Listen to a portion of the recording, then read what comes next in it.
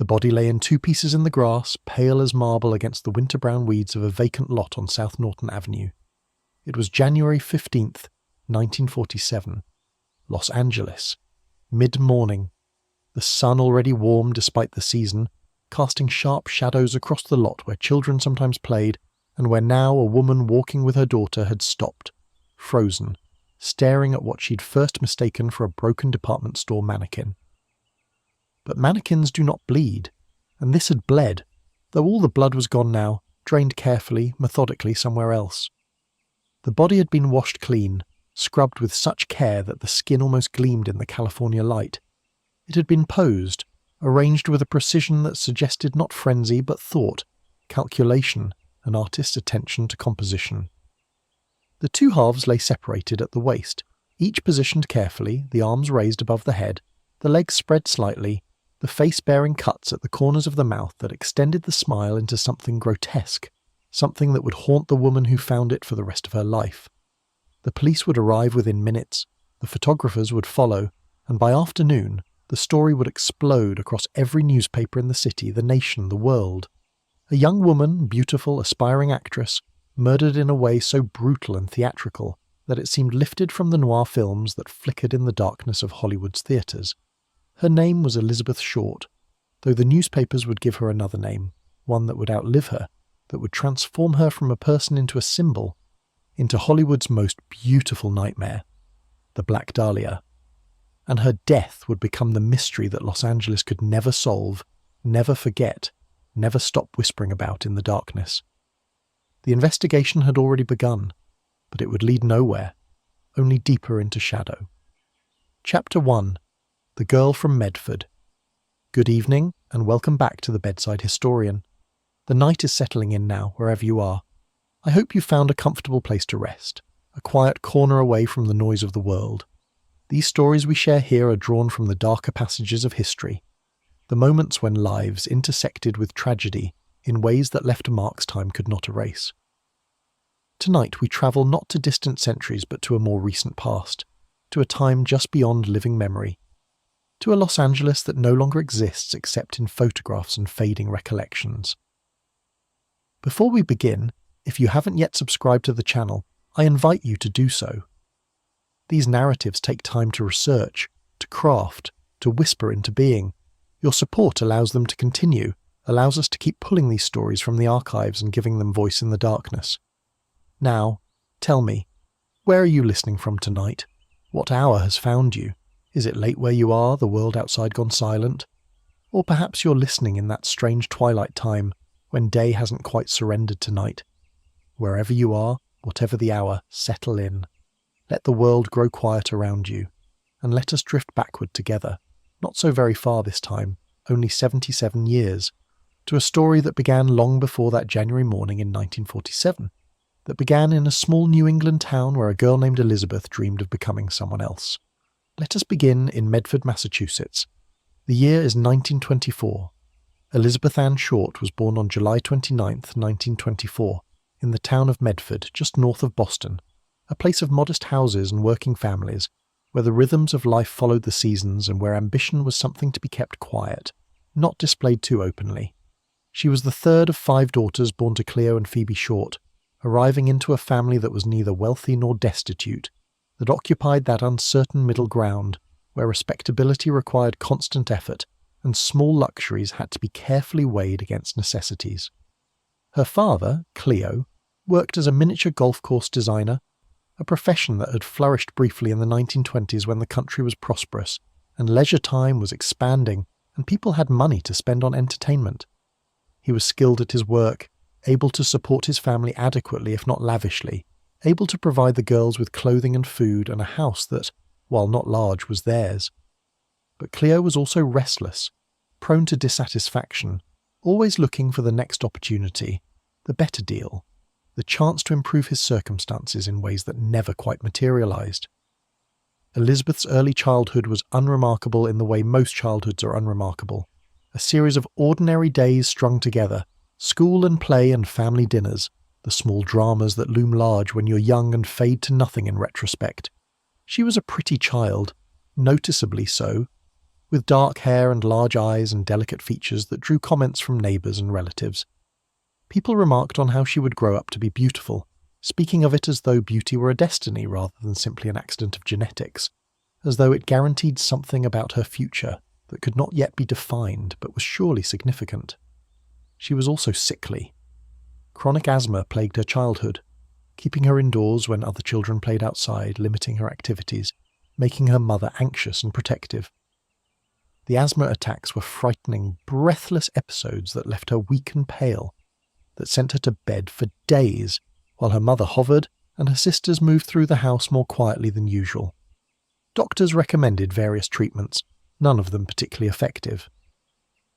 The condition would ease as she grew older but never entirely disappear, and it would shape her in ways both obvious and subtle, making her aware from an early age that her body could betray her, that health was not something to be taken for granted.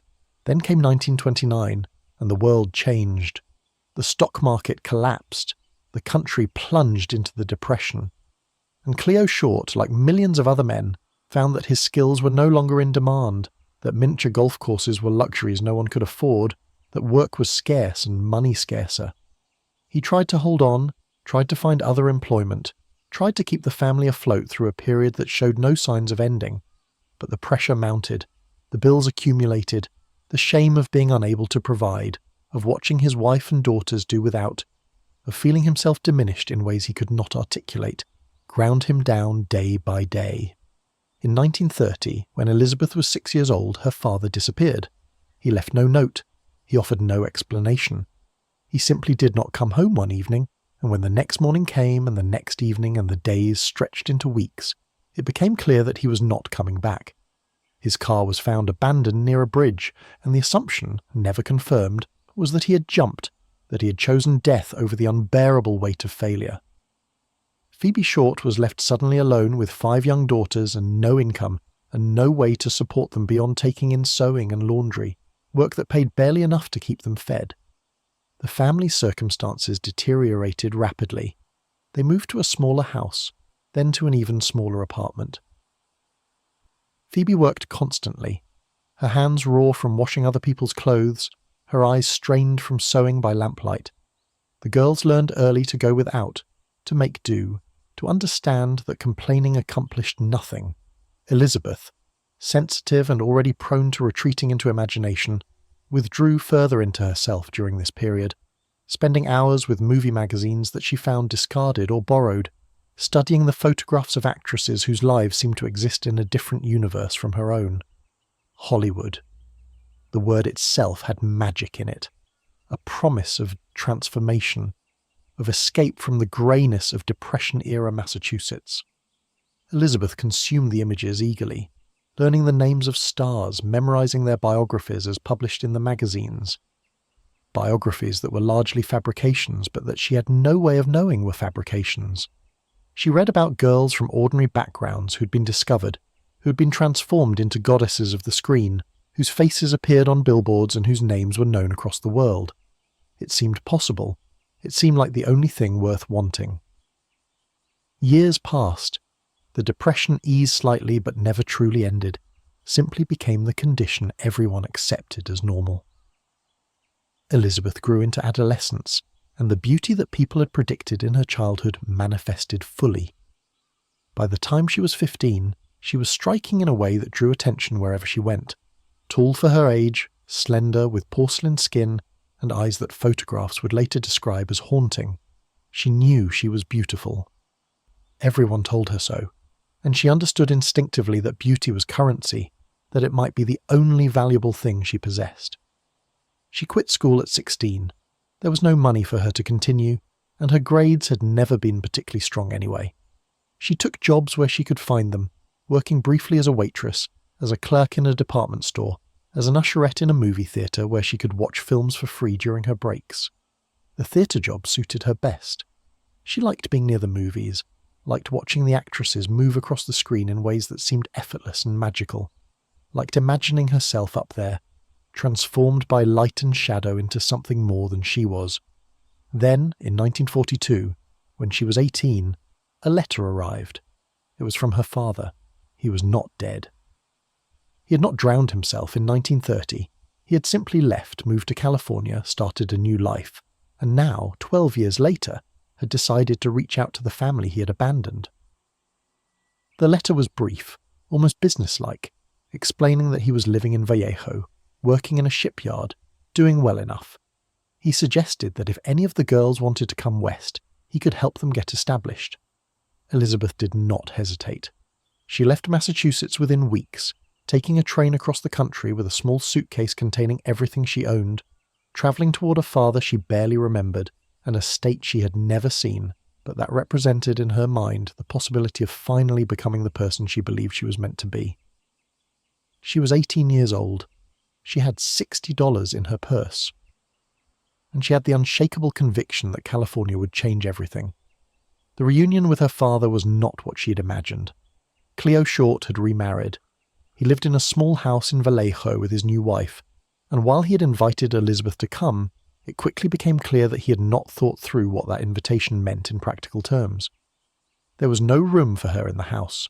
His new wife resented the intrusion, and Cleo himself was not the father Elizabeth might have hoped for, not warm or particularly interested in her dreams, simply a man who had extended a half-hearted offer and now found himself obligated to follow through on it. Elizabeth stayed for a few months, sleeping on a sofa, working odd jobs, trying to navigate the tension in the household. But it could not last. The friction grew too great. Cleo's wife made it increasingly clear that Elizabeth was not welcome, and Cleo, caught between his daughter and his wife, chose his wife. He told Elizabeth she needed to find her own place. She had no money for her own place. She had no prospects, so she did what countless young women did in that era when they had nowhere else to go. She left. She drifted south, toward Los Angeles, because that was where dreams went. She had no connections there, no job waiting, no place to stay. But she had her looks, and her determination, and the belief still unshaken that Hollywood was where she belonged. She arrived in the city in late 1942, just as the war was pulling men away and creating opportunities for women in ways that had not existed before. She found work easily enough. Low-paying jobs that required nothing more than showing up and following instructions. She found places to stay, boarding houses that catered to single women, cheap rooms where the walls were thin and the amenities minimal but where at least she had a door she could close. And she began trying to break into the movies. She had photographs taken, professional portraits that showed her at her best, that captured the quality photographers called photogenic, the ability to translate into 2 dimensions in ways that were more striking than reality. She brought the photographs to casting agencies, to studios, to anyone who might look at them.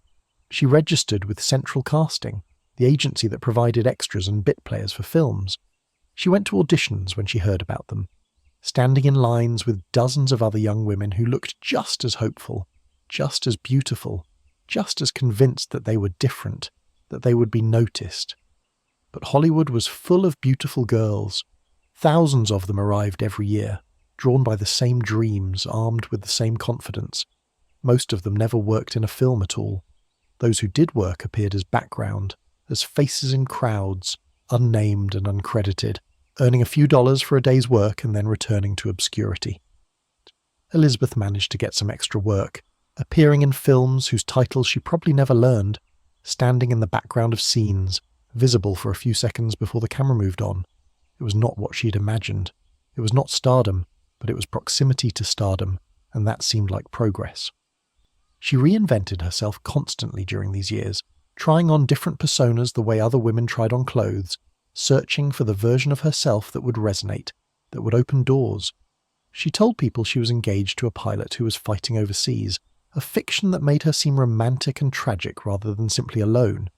She adopted mannerisms she had seen in films, speaking in a breathy voice that she thought sounded sophisticated, dressing in styles that emphasized her figure, wearing her dark hair long and wavy, painting her lips in the deep red that was fashionable. She became a character she was performing, and over time the performance became so constant that the distinction between the character and the person beneath it grew blurred even to herself. But beneath the performance was a young woman who was lonely and uncertain and increasingly desperate. The jobs never lasted long. The boarding houses grew seedier. The men she met promised things they did not deliver. She moved constantly, from room to room, from city to city, from Los Angeles to San Diego to Santa Barbara and back again, always chasing some possibility that evaporated upon arrival. She borrowed money she could not repay. She stayed with friends until the friendships wore thin. She was arrested twice for underage drinking, and once for violating wartime restrictions on civilian travel. Minor charges, quickly dismissed, but they left a record, a paper trail that documented a life that was coming apart in ways she could not quite acknowledge. By 1946, Elizabeth Short was 22 years old, had been in California for 4 years, and was no closer to her dreams than she had been when she arrived. She had appeared in no credited roles. She had no agent. She had no money saved. She was living in a succession of temporary arrangements, dependent on the charity of acquaintances who were themselves barely getting by. The war had ended, and the men were coming home, and the opportunities that had existed for women during the war years were disappearing as the economy readjusted. She was running out of options and running out of time, though she did not yet know how little time remained. She clung to the dream with a tenacity that might have been admirable or might simply have been an inability to imagine any alternative. She still believed, even in the face of overwhelming evidence to the contrary, that something would happen, that someone would see her and recognize whatever quality she believed she possessed, that her life would suddenly pivot from struggle to triumph. She still carried her photographs with her. She still introduced herself to people as an actress, even though she had not worked in months. She still dressed carefully, maintained her appearance, projected confidence she did not feel. And she still went out at night, to bars and clubs and restaurants where people in the industry gathered, where deals were made and careers were launched, where she might meet the right person, make the right impression, finally catch the break that had eluded her for so long. She went out smiling, her lips painted red, her hair carefully arranged, playing the part of the starlet in waiting, the girl on the verge of discovery. But the city was full of girls just like her, and no one was looking. Chapter 2. Chasing Shadows. The years between 1943 and 1946 were a blur of movement, a constant restless circulation through California and beyond, as though staying still might force Elizabeth to confront truths she was not ready to face. She was always between places, between jobs, between relationships, between versions of herself that she tried on and discarded when they failed to produce the results she hoped for. The wartime years had created a strange atmosphere in California, a sense of impermanence that matched her own rootlessness. Men were shipping out. Women were taking jobs in factories and offices. The population was fluid, transient, everyone passing through on their way to somewhere else. Elizabeth fit seamlessly into this landscape of temporary arrangements and provisional identities. The boarding houses where she stayed were all variations on the same theme. Narrow rooms with single beds and shared bathrooms down the hall. Thin walls through which you could hear your neighbours' conversations and arguments and intimate moments. Landlords who required payment in advance and who would lock you out without hesitation if you fell behind. Other residents who were also struggling, also waiting for something to change, also performing versions of themselves that might or might not be true. Elizabeth moved through these spaces like a ghost, charming when she needed to be, borrowing small amounts of money that she promised to repay but never did, staying until the welcome wore out, and then moving on to the next place. She had a gift for making friends quickly, for presenting herself in ways that made people want to help her. She was sweet-natured when it served her, vulnerable in ways that triggered protective instincts, full of stories about her pilot fiancé overseas and her career that was just about to take off, and the callback she was waiting for that would change everything. Most people believed her, at least initially, because she believed herself, because the line between what she wished were true and what she claimed was true had long since dissolved. But the friendships rarely lasted. People eventually noticed that Elizabeth never paid back loans, that she used their belongings without asking, that she stayed longer than initially agreed upon, that the stories she told did not quite hold together under examination. The warmth would cool.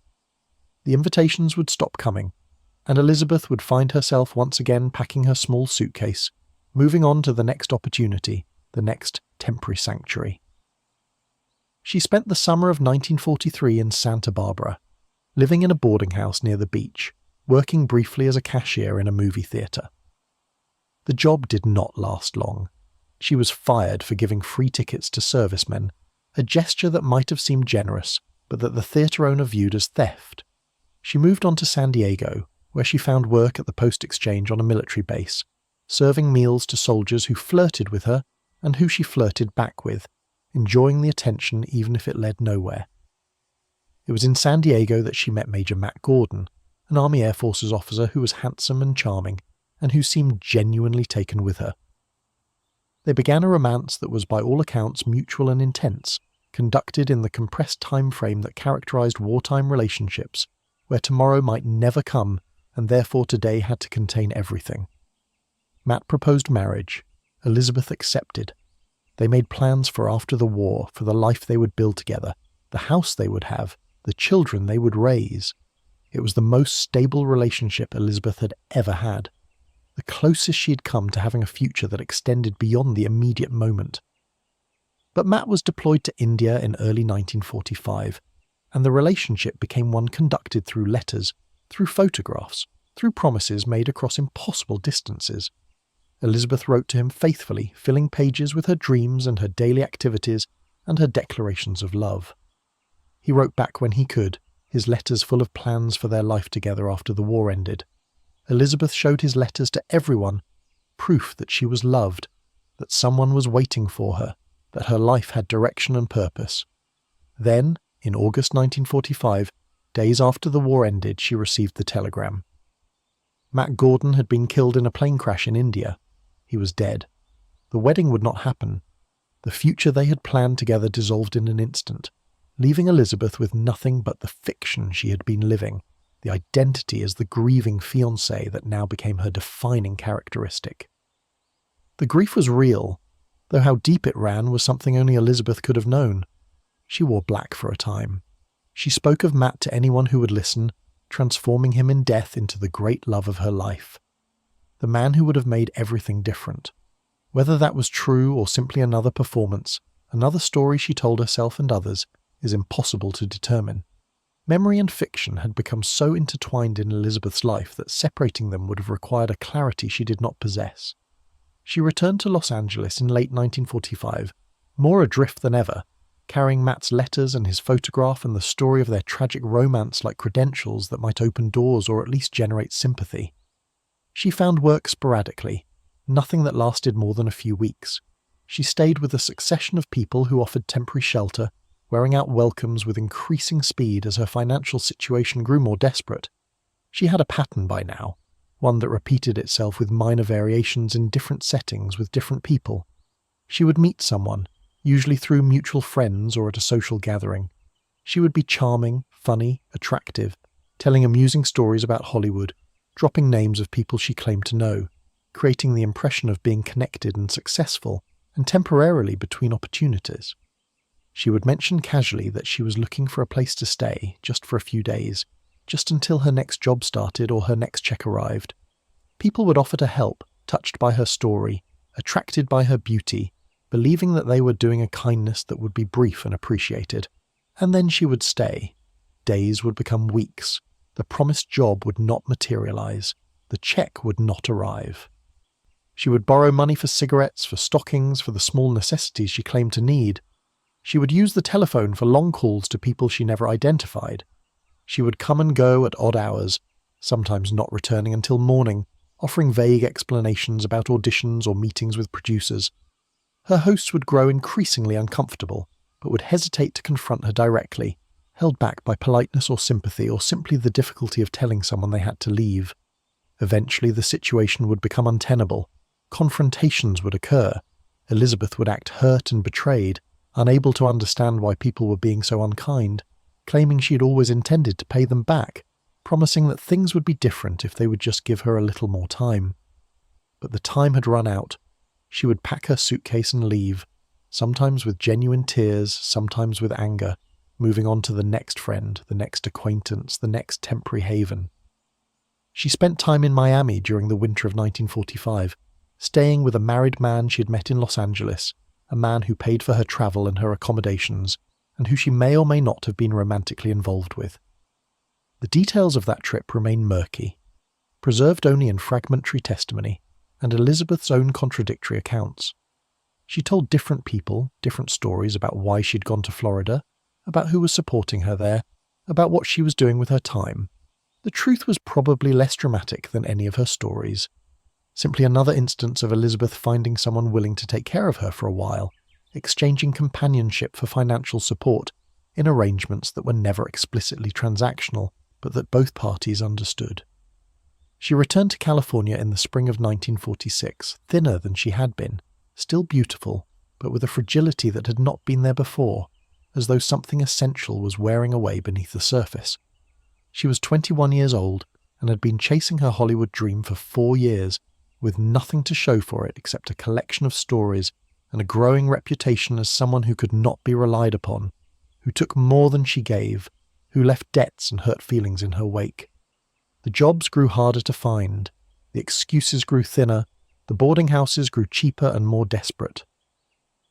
She moved from Los Angeles to Long Beach to San Diego and back again, a circuit that was beginning to feel like a trap rather than a journey.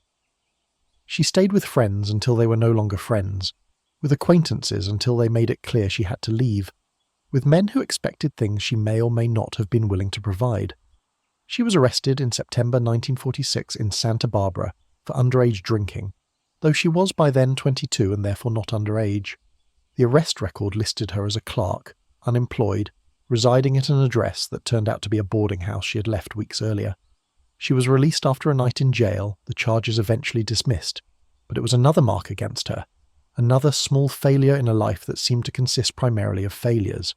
By December 1946, Elizabeth's situation had become critical. She had no job, no money, no place to live beyond the charity of people who were growing increasingly reluctant to help her. She had worn out most of her welcome in Los Angeles, had burned through the network of friends and acquaintances that had sustained her for the past 4 years.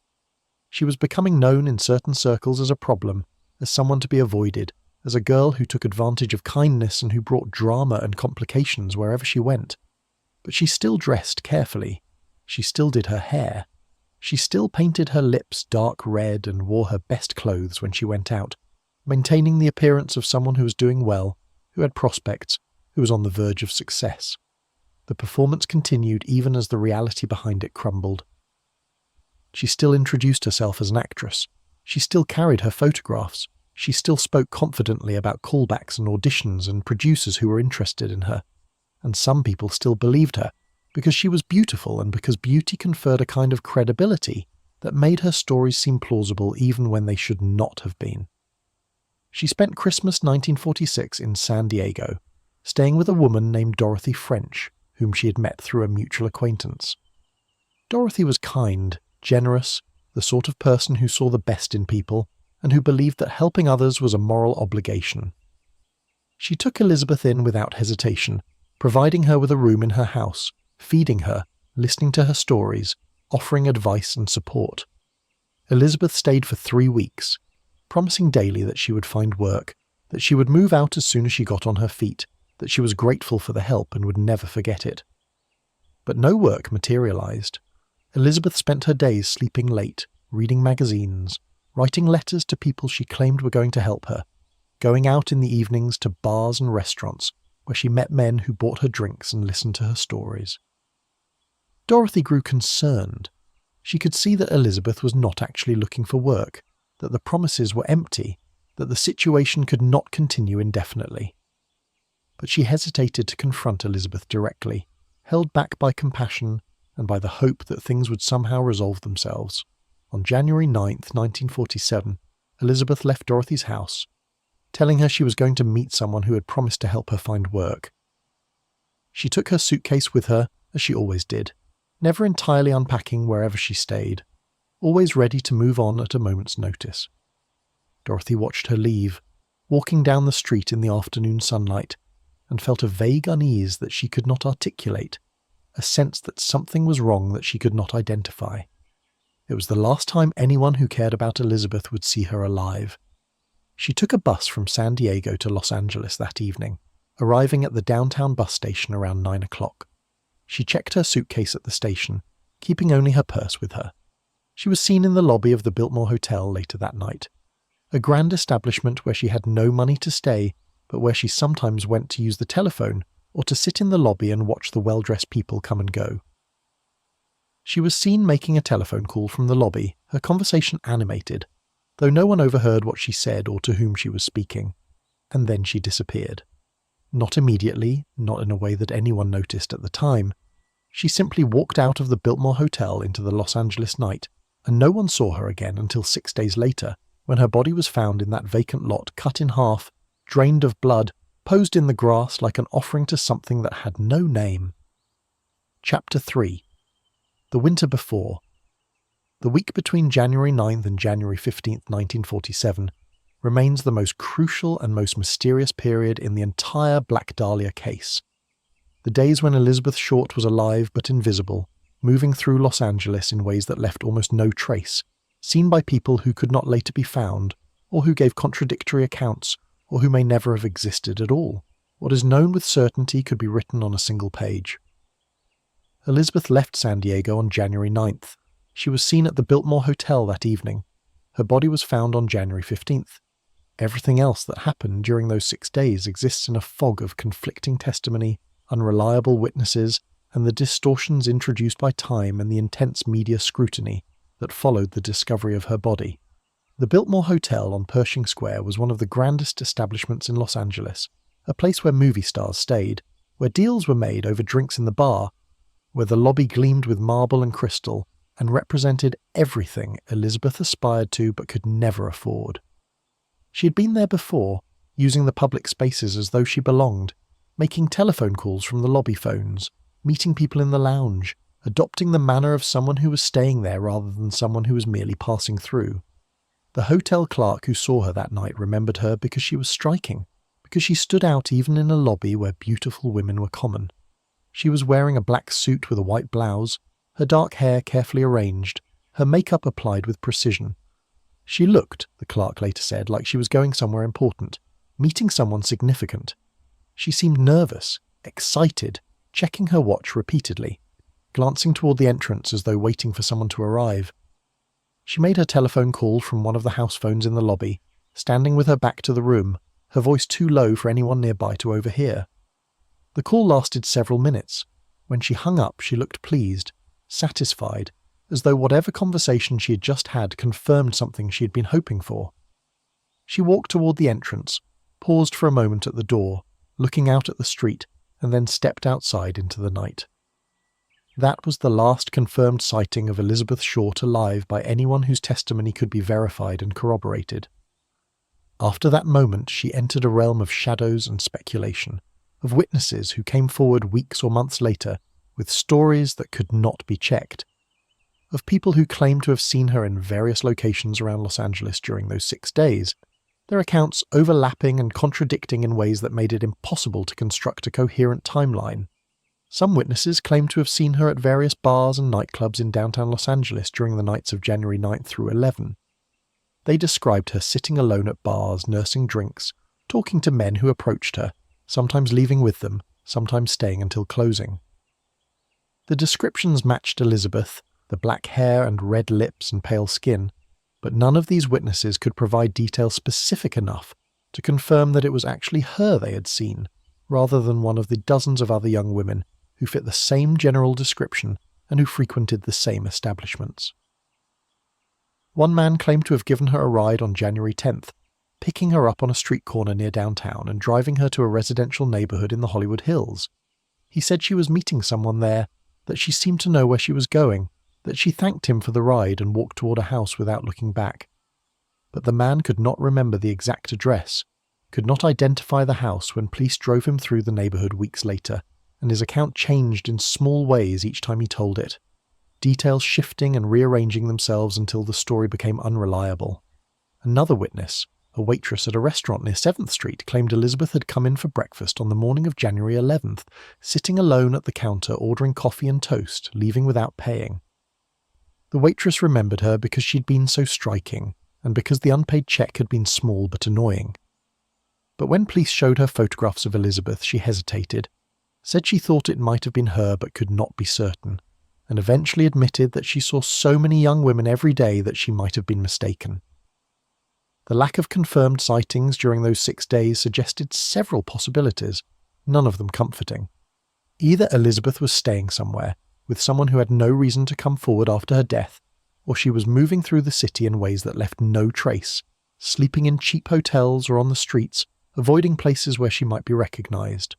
Or she had already fallen into the hands of whoever killed her, held somewhere for days before her murder. Though the forensic evidence would later cast doubt on that theory. What the police were able to establish through the painstaking process of interviewing hundreds of people and cross-referencing their statements was that Elizabeth had been seen by at least a dozen people during the final months of 1946, and that pattern of her life could be traced with some accuracy up until that night at the Biltmore. She had stayed with Dorothy French in San Diego from December 12th through January 8th, sleeping late most days, going out in the evenings, returning late, or sometimes not until morning. Dorothy had asked her repeatedly where she went, who she was seeing, whether she was making progress toward finding work. Elizabeth had been vague in her answers, mentioning names that Dorothy did not recognize, speaking of opportunities that sounded promising but that never materialized, maintaining the fiction that her situation was temporary and would soon improve. Before staying with Dorothy, Elizabeth had been in Los Angeles staying with a woman named Lucille Varela and her mother, who had taken pity on Elizabeth when they met her at a drugstore lunch counter, where she had been sitting with no money to pay for the coffee she had ordered. They had invited her home, fed her dinner, and offered her a place to stay for a few days.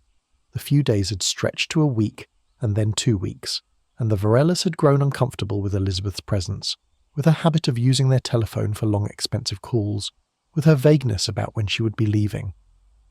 Before the Varelas, Elizabeth had stayed with a woman named Lynn Martin in Long Beach, and before that with a couple in Huntington Park, and before that in a boarding house in Hollywood whose address she could never quite remember when asked.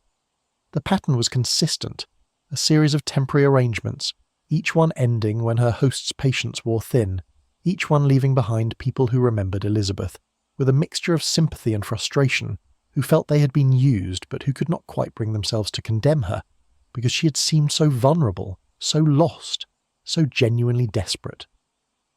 The men in her life during this period were numerous and mostly anonymous. Soldiers and sailors she met in bars, civilians who bought her drinks and meals, men whose names she sometimes remembered and sometimes did not, men who found her attractive and who she allowed to believe might lead somewhere even when she knew they would not. Some of these men came forward after her death, telling police that they had known her, that they had taken her out, that they had spent time with her. Their accounts were carefully vague about the exact nature of their relationships, each man eager to establish that he had been a gentleman, that nothing inappropriate had occurred, that he had simply been kind to a young woman who needed help. One man, a salesman named Robert Manley, became a person of significant interest to the police because he admitted to having seen Elizabeth shortly before her death. He had met her in San Diego in late December, had been charmed by her, had offered to help her get back to Los Angeles. On January 8th, he had driven from his home to San Diego to pick her up, had taken her to dinner, had driven her to Los Angeles the evening of January 9th, and had dropped her off at the Biltmore Hotel around 6:30 in the evening. He was married. He was nervous when questioned. His story had inconsistencies that police initially found suspicious, but Manley's account was eventually verified in most respects. He had been seen with Elizabeth at the restaurant where they ate dinner. His wife confirmed that he had gone to San Diego that day, though she had not known the real reason. He passed a polygraph examination, and most significantly, the timeline of his movements made it essentially impossible for him to have been involved in Elizabeth's murder, which forensic evidence suggested had occurred several days after he dropped her off at the Biltmore. He had been genuinely trying to help her, had been attracted to her, but had not acted on that attraction beyond taking her to dinner, and his involvement in the case amounted to nothing more than being one of the last people to see her alive. The Biltmore was where the trail ended. Elizabeth had walked out of that hotel at approximately 9 o'clock on the evening of January 9th, and after that she had vanished into the Los Angeles night. The police searched for witnesses who might have seen her after that moment, canvassing the area around the hotel, interviewing taxi drivers and bus drivers, and people who worked in nearby restaurants and bars. They found nothing conclusive. Los Angeles at night was full of young women walking alone, and one more, even one as striking as Elizabeth, would not have been particularly memorable to someone who saw hundreds of people every evening. The question that haunted the investigation was simple and unanswerable. Where did she go? Who did she meet? The telephone call she made from the Biltmore suggested she was meeting someone, that she had made arrangements, that she was expected somewhere. But who had she called? The Biltmore's telephone records were not detailed enough to determine which number she had dialed. The person she called never came forward, and Elizabeth's own possessions, which might have contained addresses or telephone numbers that could answer these questions, were either lost or taken by her killer. The 6 days between January 9th and January 15th became a void that speculation rushed to fill. Theories proliferated, each one attempting to account for those missing days in ways that would make sense of her death. She had been held captive by her killer, tortured for days before being murdered. She had been staying with someone who was involved in illegal activities and who could not come forward without incriminating themselves. She had been working as a prostitute and had been killed by a client. She had been involved with organised crime. She had been killed as part of some elaborate conspiracy involving corrupt police or Hollywood elites. None of these theories could be proven. None of them could be entirely dismissed. The absence of evidence created a space where anything seemed possible, where the facts were so sparse that imagination and prejudice filled the gaps, where Elizabeth's actual life and death became obscured by the stories people needed to tell about her.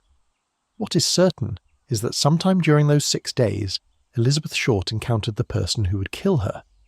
Whether that meeting was by chance or by arrangement, whether she knew her killer or met them for the first time, whether she went willingly or was taken by force, remains unknown. The encounter occurred somewhere in Los Angeles, in a city of more than 2 million people, in a landscape of anonymous apartments and hotels and houses where terrible things could happen behind closed doors without anyone outside noticing or caring. And on the morning of January 15th, the consequence of that encounter was discovered in a vacant lot, and the mystery that would consume Los Angeles for decades had begun.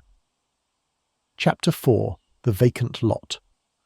The vacant lot at 3825 South Norton Avenue was an unremarkable piece of land in the Limert Park neighborhood of Los Angeles, a residential area that had been developed in the 1920s and that by 1947 consisted of modest single-family homes, tree-lined streets, and a quiet suburban atmosphere far removed from the glamour and danger of downtown.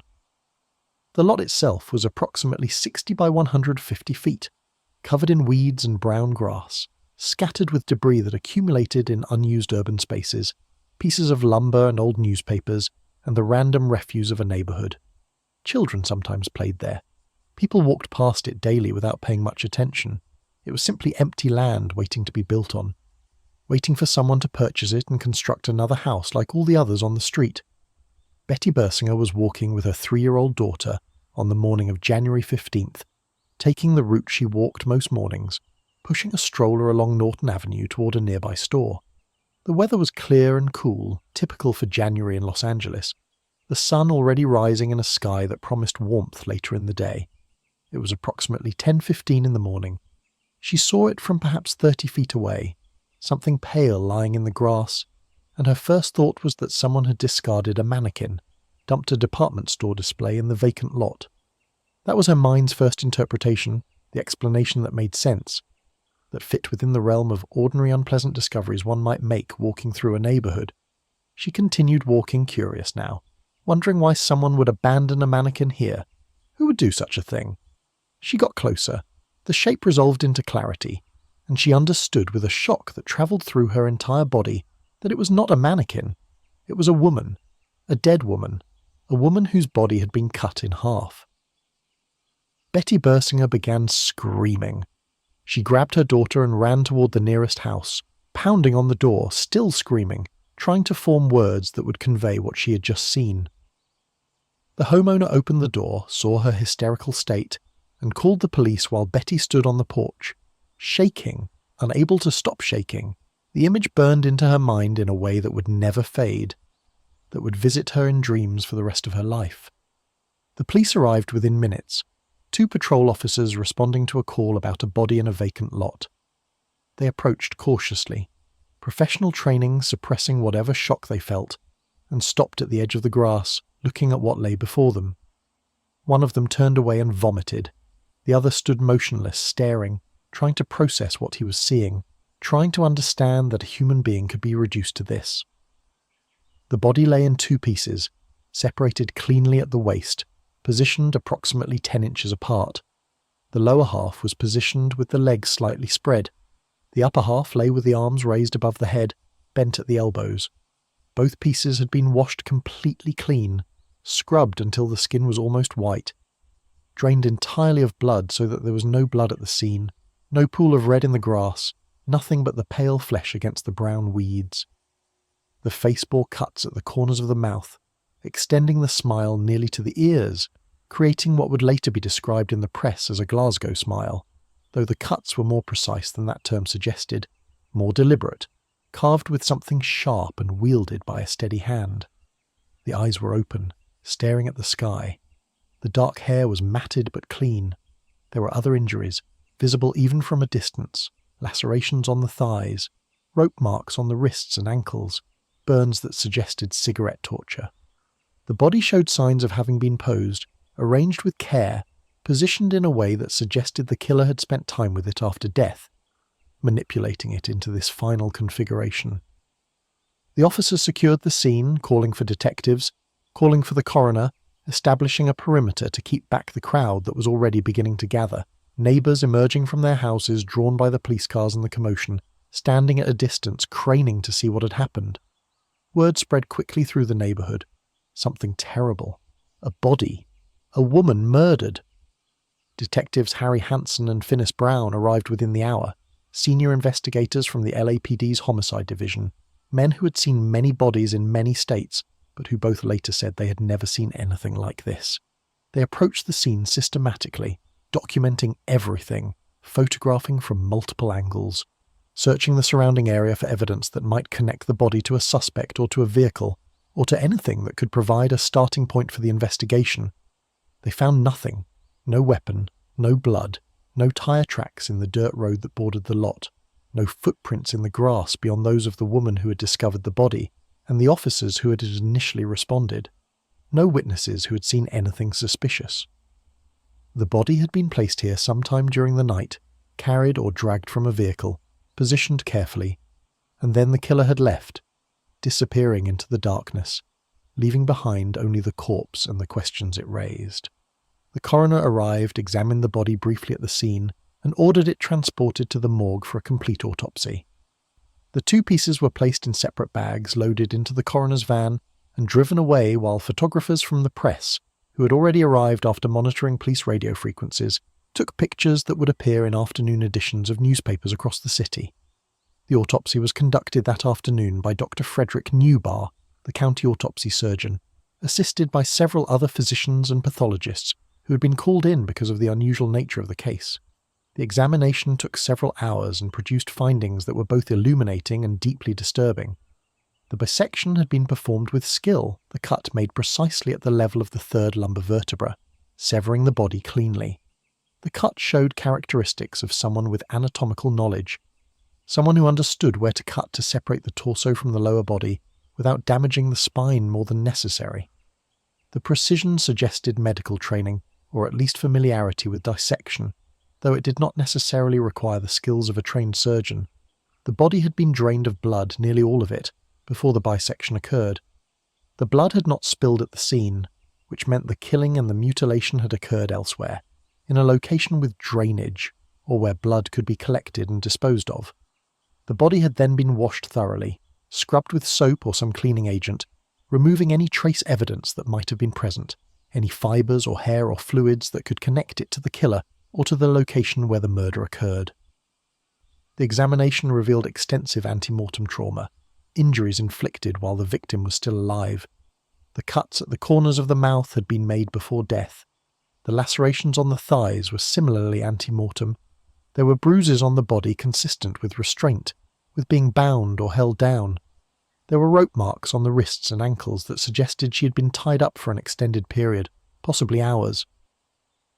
The cause of death was determined to be hemorrhage and shock due to concussion of the brain and lacerations of the face, though the body showed so many injuries that isolating a single cause was somewhat academic. She had been beaten, she had been cut, she had bled, and eventually she had died, though the exact sequence and timing could not be determined with certainty from the physical evidence. The stomach contents indicated that she had eaten a meal several hours before death, something simple, possibly soup or a light snack, not a substantial dinner. This suggested she had been alive for at least part of the day before her death, had been held somewhere, had perhaps been fed by her killer or allowed to eat, had survived long enough for digestion to occur. The implications were grim. This had not been a quick murder. It had been prolonged, deliberate, a process rather than a single act of violence. The forensic examination also revealed that there was no evidence of sexual assault, at least not in the conventional sense, no trauma to the genital area that would indicate rape. This finding surprised the investigators, who had assumed, given the nature of the crime, that sexual violence would have been part of it. The absence of such evidence suggested a different motive, a different psychology, something more complex than simple sexual predation. The body bore no identification. The fingerprints were intact, clear enough to be photographed and transmitted to the FBI for comparison against their files. This would eventually lead to her identification, but at the scene, and during the initial hours of the investigation, the victim was simply Jane Doe, unknown, her identity as mysterious as her death. The press, however, did not wait for official identification. By late afternoon on January 15th, reporters had already begun constructing the narrative that would define the case for decades. They focused on the victim's appearance, on the contrast between her beauty and the horror of her death, on the theatrical nature of the crime, on the mystery of who she was and who had killed her. The story had every element that sold newspapers, violence and beauty and mystery and the dark glamour of Los Angeles, and the press seized on it with an enthusiasm that bordered on ghoulish. The Los Angeles Examiner in particular threw its considerable resources into the story, assigning multiple reporters to track down leads, offering rewards for information, printing extra editions as new details emerged. It was a reporter from the Examiner who coined the name that would define the victim forever, calling her the Black Dahlia in reference to her dark hair and pale skin, and in echo of a recent film noir called The Blue Dahlia. The name caught on immediately, spreading from one newspaper to another, becoming the way everyone referred to the case, reducing Elizabeth Short to a symbol, a headline, a mystery rather than a person. The crime scene itself yielded frustratingly little evidence. The grass where the body had lain showed compression but no clear footprints. The surrounding area had been trampled by police and onlookers before proper protocols could be established. The lack of blood at the scene confirmed that the murder had occurred elsewhere, but where elsewhere was remained completely unknown. Los Angeles was a vast sprawling city with thousands of houses and apartments and commercial buildings, any of which could have been the killing site. Without physical evidence connecting the body to a specific location, the investigation had nowhere to start except with the victim's identity. The fingerprints were transmitted to the FBI in Washington on the evening of January 15th. The FBI ran them through their files, a process that in 1947 required manual comparison against millions of prints, a painstaking task that took nearly 24 hours. On January 16th, the prints came back with a match. The victim had been arrested in September 1943 in Santa Barbara for underage drinking. Her name was Elizabeth Short. She was 22 years old. She had last known address in Massachusetts. The identification gave the investigation its first real direction. Police began contacting people who had known Elizabeth, tracking down the women she had stayed with, the men she had dated, the acquaintances who might have information about her final days. The investigation expanded rapidly, detectives fanning out across Los Angeles and beyond, interviewing hundreds of people, collecting statements, searching for the thread that would lead them to the killer. But even with Elizabeth's identity established, even with dozens of leads being pursued, the fundamental mystery remained. Who had killed her? Where had she been killed? And most troubling of all, why had her body been displayed in such a theatrical, deliberate manner, posed in a vacant lot as though the killer wanted it to be found, wanted the discovery to be shocking, wanted to send some message that the police could not yet interpret? The vacant lot on Norton Avenue became a pilgrimage site, people driving from across the city to stand at the curb and stare at the grass where the body had lain, as though proximity to the scene might somehow make the horror comprehensible. The grass was trampled flat by curious feet. Souvenirs were taken, handfuls of dirt and weeds collected by people whose fascination with death outweighed any sense of respect for the victim. The police posted guards to keep people away, but the crowds persisted, drawn by something they could not name. by the dark magnetism of violent death. And in morgues and police stations and newspaper offices across the city, people were asking the same questions. Who was Elizabeth Short, really? Who had she known? Where had she been during those missing days? And who, among the millions of people in Los Angeles, had been capable of such calculated brutality? The investigation had only just begun, and it would never truly end. Chapter 5. The city of Noir, Los Angeles in 1947 was a city of contradictions, a place where the mythology of sunshine and opportunity existed alongside shadows so deep they seemed to have substance, where the dream factory of Hollywood manufactured illusions, while the streets below told stories of failure and desperation that never made it to the screen. The war had ended 18 months earlier, and the city was still adjusting to peace, still processing the influx of veterans returning home, still recalibrating an economy that had been structured around military production and was now searching for new purposes. The population had swelled during the war years, drawn by defence jobs and military installations, and many of those who had come for temporary work had stayed, adding to a city that was already sprawling beyond the capacity of its infrastructure to contain it properly. Downtown Los Angeles was a dense urban core of office buildings and hotels and department stores, streets crowded with pedestrians and automobiles, neon signs advertising everything from movies to liquor to rooms by the hour. Bunker Hill rose above the downtown area, its Victorian mansions now subdivided into boarding houses and apartments, their former elegance decayed into shabby gentility, housing transients and pensioners and people whose circumstances had declined along with the neighbourhood. Beyond downtown, the city spread outward in all directions, residential neighbourhoods giving way to orange groves and empty lots, development occurring in scattered patches connected by streetcar lines and highways that were only beginning to define the automobile-dependent metropolis Los Angeles would become. Hollywood was the crown jewel and the corrupted heart, simultaneously the most glamorous and most desperate part of the city. The studios were concentrated there, enormous factory complexes where movies were manufactured on assembly line schedules, where stars were created through careful management of image and publicity, where the industry that defined Los Angeles to the rest of the world operated according to rules that had nothing to do with art and everything to do with money and power.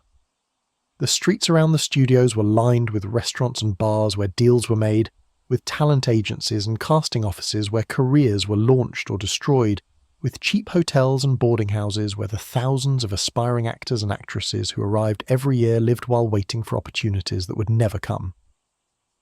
The war had changed Hollywood in ways both obvious and subtle. Many actors had served in the military, interrupting careers, aging out of the roles they had played before the war. Women had taken on more prominent positions during the war years, both in front of cameras and behind them, but now they were being pushed back toward more traditional roles as men returned and reclaimed the positions they had left. The movies themselves were changing, moving away from the patriotic propaganda of the war years toward darker, more cynical stories that reflected a post-war disillusionment that Hollywood had not anticipated but had to acknowledge.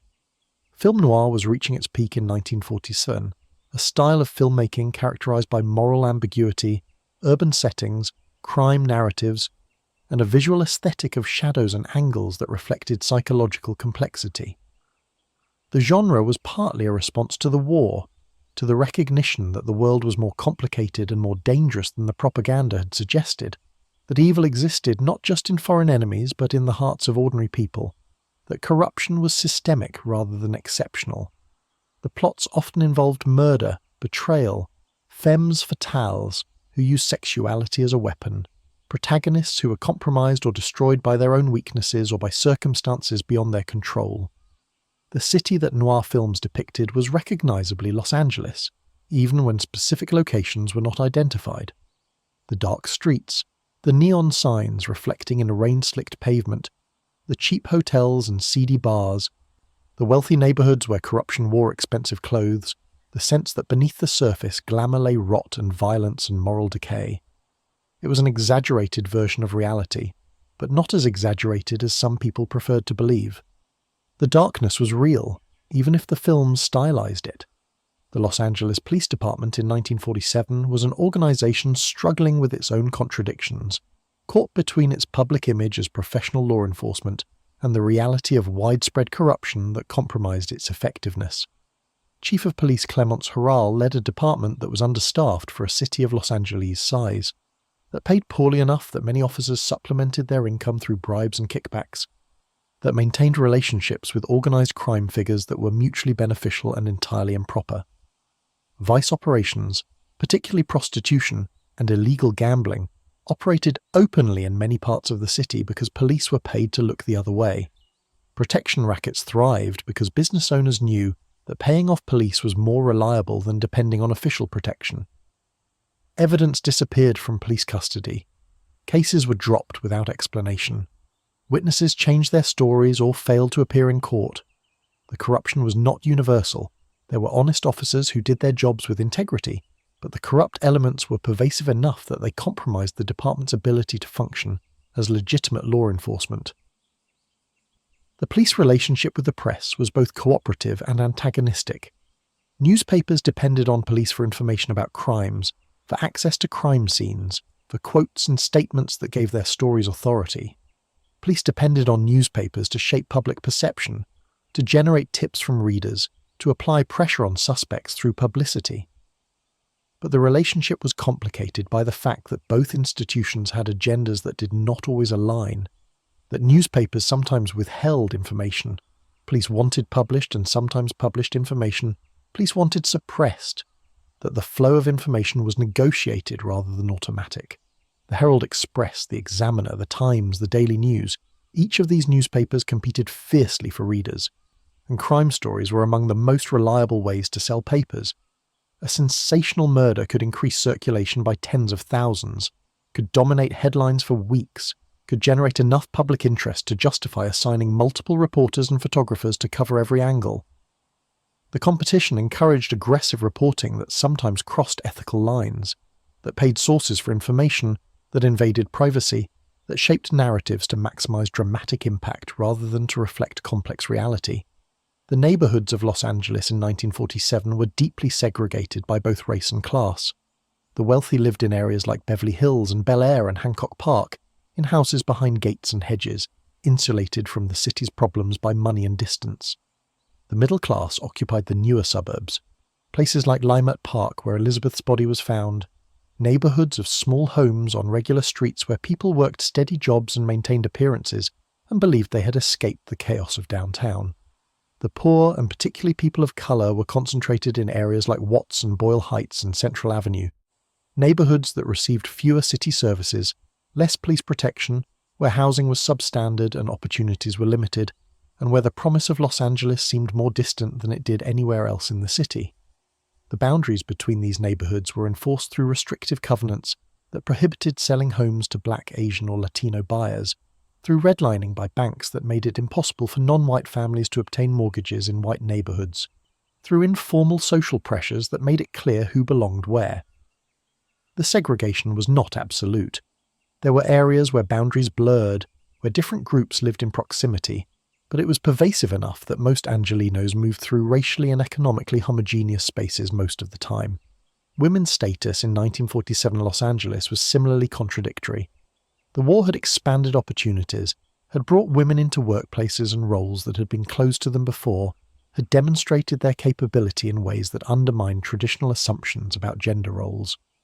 But the post-war period brought pressure to return to domesticity, to surrender jobs to returning veterans, to embrace marriage and motherhood as primary identity rather than as one choice among many. The pressure was both economic and cultural, reinforced through advertising and popular media and social expectations that made women who resisted feel deviant or selfish. For women in Elizabeth Short's circumstances, women without family support or economic resources or marketable skills, the options were severely limited. Secretarial work paid poorly and required skills Elizabeth did not have. Factory work was disappearing as war production ended. Retail positions offered minimum wage and no benefits.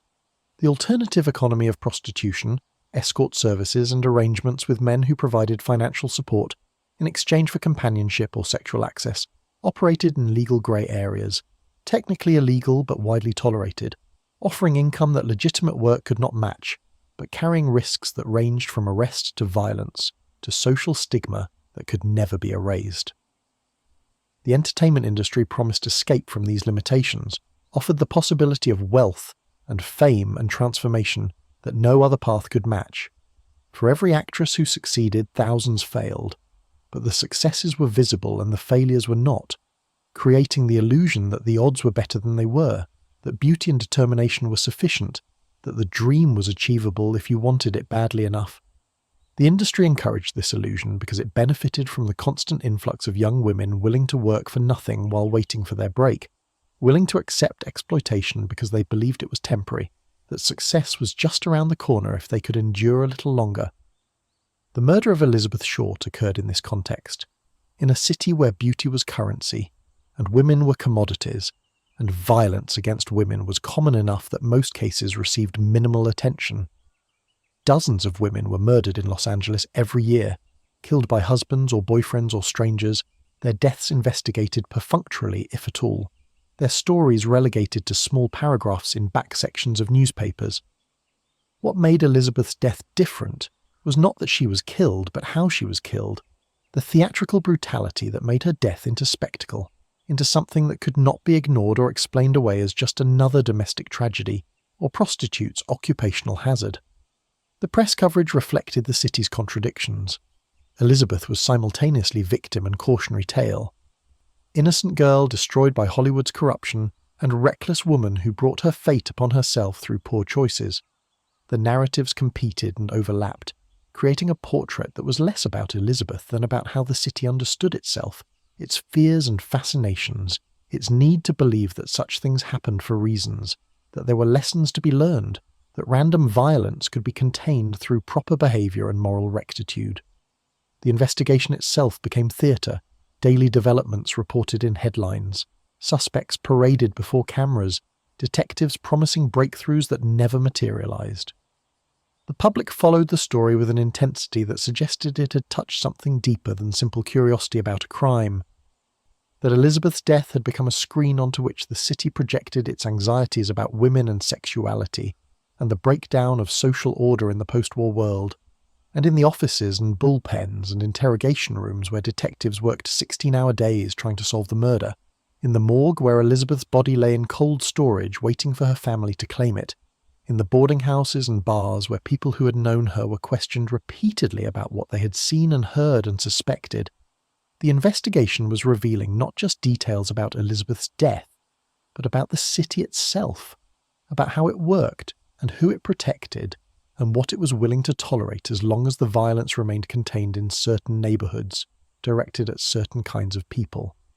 Los Angeles in 1947 was a city where dreams came to die as often as they came true, where the distance between the mansion in the hills and the body in the vacant lot was shorter than anyone wanted to acknowledge, where noir was not just a film genre but a description of reality for those who lived in the shadows the cameras rarely filmed. Chapter 6. Confessions and Lies. The investigation into Elizabeth Short's murder became, almost immediately, one of the most complicated and chaotic police operations in Los Angeles history, not because of sophisticated detective work, but because of the sheer volume of information, most of it useless or false, that flooded into police headquarters in the days and weeks following the discovery of her body.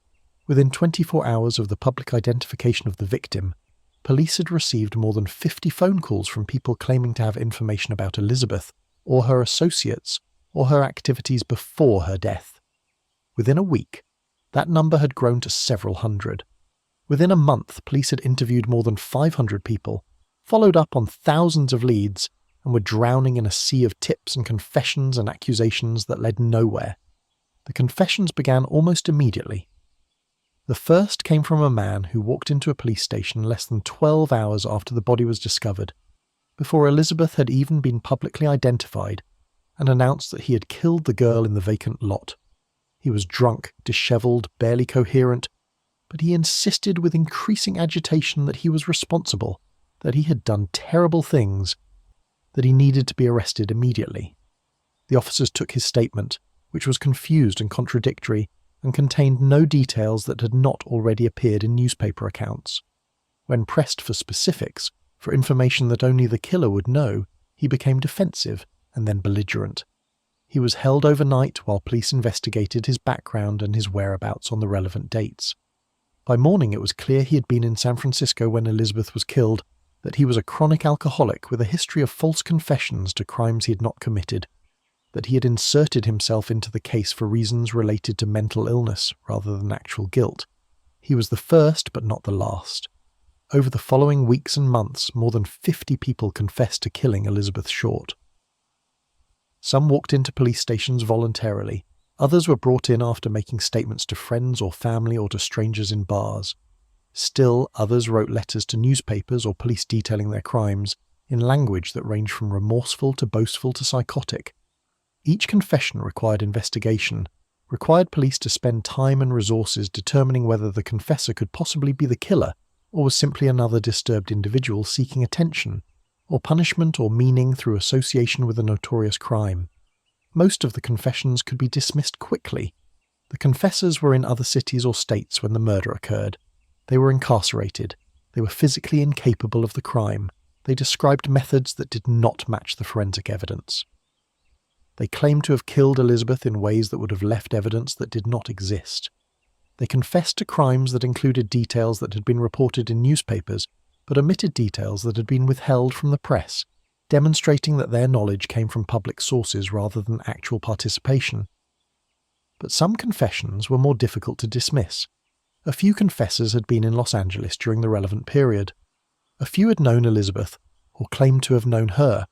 A few provided details that were not entirely inconsistent with the evidence.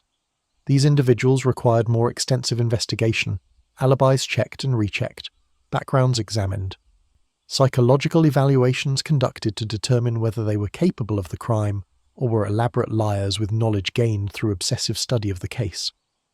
One man, a failed actor who had lived in Hollywood during Elizabeth's time there, confessed in great detail to having picked her up on the night of January 9th, taken her to his apartment, held her captive for several days, tortured and killed her, dissected her body in his bathtub and transported it to Norton Avenue in his car. His confession was internally consistent, emotionally appropriate, convincing enough that detectives spent weeks investigating him as the prime suspect. They searched his apartment and found nothing. They examined his car and found no evidence. They interviewed his neighbours who said he had been home during the nights in question, had seemed normal, had given no indication of holding anyone captive. They investigated his background and discovered he had confessed to 2 previous murders, both of which had been solved with other perpetrators later convicted. He was a fantasist, someone who inserted himself into crimes with such conviction that he half believed his own stories, but he was not the killer. The false confessions served multiple purposes for those who made them. Some were driven by guilt about other matters, seeking punishment for sins real or imagined, finding in the Black Dahlia case a crime sufficiently terrible to match their internal sense of having done wrong. Some were motivated by desire for attention, for notoriety, for the brief fame that came from being associated with a case that dominated headlines. Some were delusional, genuinely believing they had committed the murder despite overwhelming evidence to the contrary. Their grip on reality so tenuous that they could not distinguish between fantasy and fact. The confessions also served a purpose for the press, which reported each one as a potential breakthrough, keeping the story alive even when the investigation had stalled, maintaining reader interest through the promise that resolution might be imminent. The newspapers rarely reported when confessions were debunked, allowing each false lead to fade quietly, while the next one was trumpeted as significant progress. Beyond confessions, the investigation generated thousands of tips from people who claimed to have seen Elizabeth, to have information about her associates, to know something about her death. Most of these tips were well-intentioned but useless, based on mistaken identification or vague suspicions or information so general that it could not be verified or acted upon. People reported seeing Elizabeth in restaurants and bars across Los Angeles during the weeks before her death. They reported seeing men who looked suspicious or who had said threatening things about women. They reported neighbours whose behaviour seemed odd or who had seemed nervous after the murder was discovered. Each tip had to be logged, assigned to a detective, investigated to whatever extent resources permitted. The investigation created a paper trail that filled filing cabinets, thousands of pages of reports and statements and follow-up notes, most of which led nowhere but all of which had to be preserved in case some later development revealed their significance. Detectives worked extraordinary hours, going days with minimal sleep, interviewing witness after witness, pursuing leads that collapsed upon examination, moving from one possibility to the next in a process that felt increasingly futile. The investigation also generated suspects, individuals who for various reasons attracted police attention as potentially responsible for Elizabeth's death. Some were men Elizabeth had known, men she had dated or stayed with, or who had expressed interest in her. These men were interviewed extensively, their alibis checked, their backgrounds investigated for any indication of violence or psychological disturbance that might make them capable of the crime. Robert Manley, the married salesman who had driven Elizabeth to Los Angeles on January 9th, was interrogated repeatedly, subjected to polygraph examinations. Followed by police who hoped he might lead them to evidence. His story never changed in its essentials, though small details varied as any truthful story does when told multiple times. He passed the polygraph tests. His timeline was verified, and eventually police concluded he was not the killer, though his name would remain associated with the case because of his proximity to Elizabeth in her final days. Mark Hansen, a nightclub owner who had allowed Elizabeth to stay at a house he owned in Hollywood several months before her death, also attracted significant attention. Hansen knew many young women who were trying to break into entertainment, provided them with places to stay in exchange for their company at his nightclub, occupied an ambiguous space between benefactor and exploiter. Elizabeth had stayed at his house for a few weeks in late 1946, had abruptly left after some disagreement, whose nature was never clearly established. Hansen was questioned extensively, his activities in January 1947 scrutinized, his relationships with other young women investigated, but there was no evidence connecting him to Elizabeth's death, no forensic link, no witness who placed them together after she left his house, no motive that made sense given what was known about their relationship. Other suspects emerged from anonymous tips or investigative hunches. A doctor who had treated Elizabeth for a minor ailment and whose medical knowledge might explain the precision of the bisection. A bellhop who had worked at a hotel where Elizabeth sometimes made phone calls and who had expressed excessive interest in the case after her death. A former boyfriend from Massachusetts who had moved to California and whose whereabouts in January 1947 could not be definitively established. Each of these individuals was investigated. None could be connected to the crime through physical evidence or credible testimony. The problem the investigation faced was not lack of suspects, but lack of evidence. Without physical evidence linking a specific person to the crime, without witnesses who had seen Elizabeth with someone during her final days, without a confession that could be corroborated through details only the killer would know, the investigation could eliminate suspects but could not identify the guilty party. The murder had been committed in a location that was never found, by a person who left no trace for reasons that remained obscure. The forensic evidence, while extensive in documenting what had been done to Elizabeth, provided little that could identify who had done it. The body had been washed too thoroughly. The crime scene on Norton Avenue was secondary, just a disposal site, offering no clues about where the murder actually occurred. The precise nature of the injuries suggested someone with anatomical knowledge, but that knowledge was not so specialized that it narrowed the field of suspects significantly. Thousands of people in Los Angeles had sufficient knowledge to bisect a body: medical students, butchers, undertakers, anyone with access to anatomical texts and a willingness to learn. The investigation also suffered from internal problems within the LAPD. Different divisions competed for credit, withheld information from each other, pursued leads independently rather than coordinating effectively. The corruption that plagued the department meant that some detectives were more interested in personal advancement than in solving the case, were willing to manipulate evidence or testimony to support their preferred theories. The press attention created pressure to produce results, to arrest someone, to close the case even if the evidence was insufficient, and that pressure corrupted judgment, made investigators see connections that did not exist, and dismiss contradictions that should have raised doubts.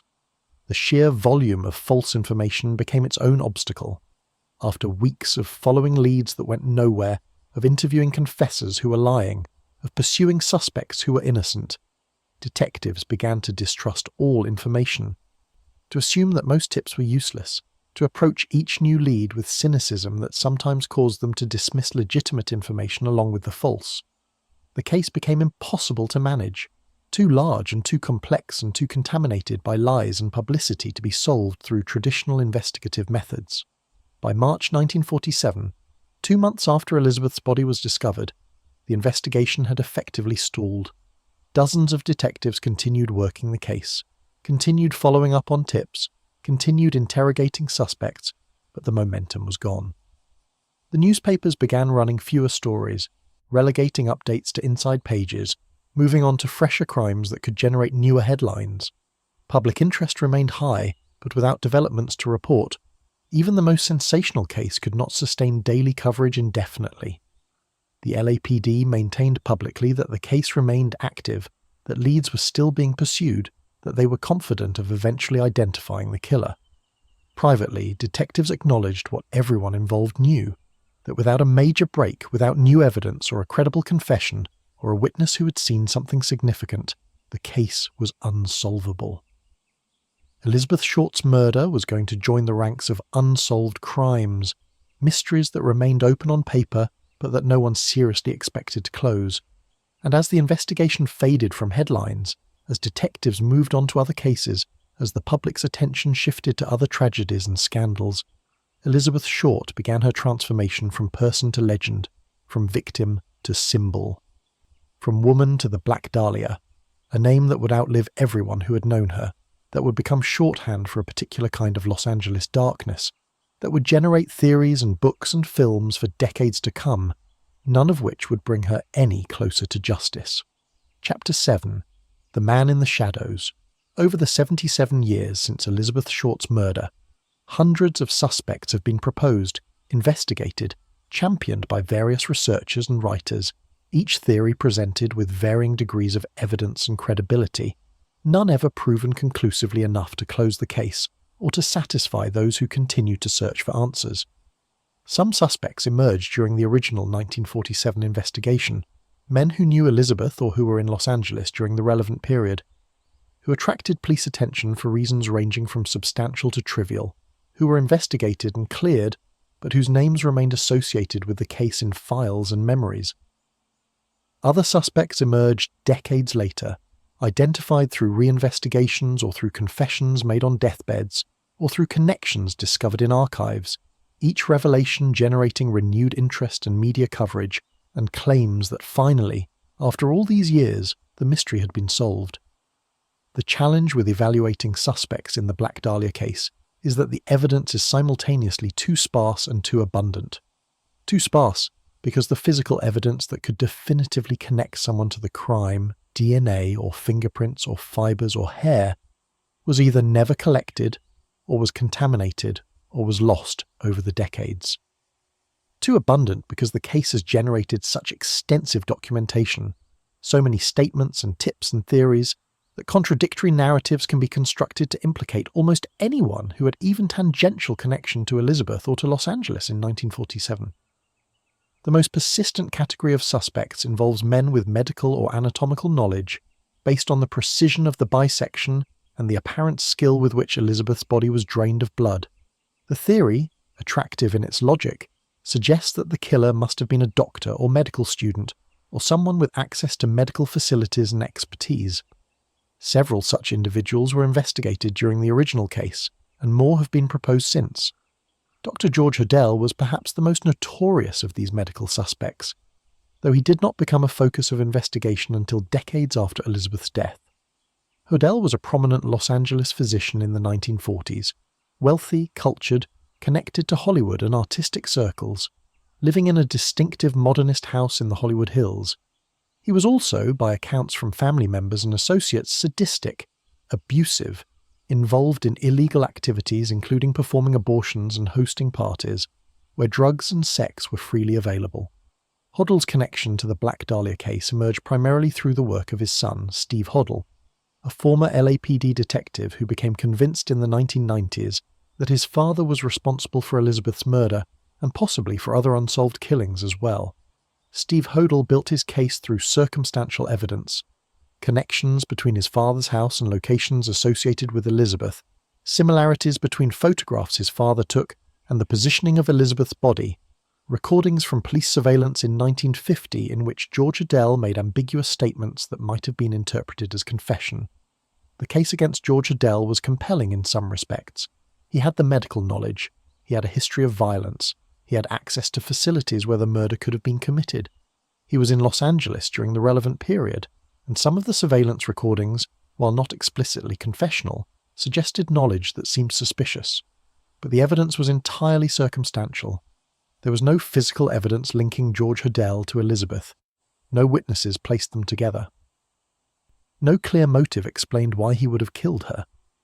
And many of the connections Steve Adele drew were based on interpretations that other investigators found strained or unconvincing. George Adele died in 1999, never charged with any crime related to Elizabeth's death. The theory that he was the killer remains popular among some researchers, but is rejected by others who find the evidence insufficient and the connections too dependent on retroactive interpretation of ambiguous information.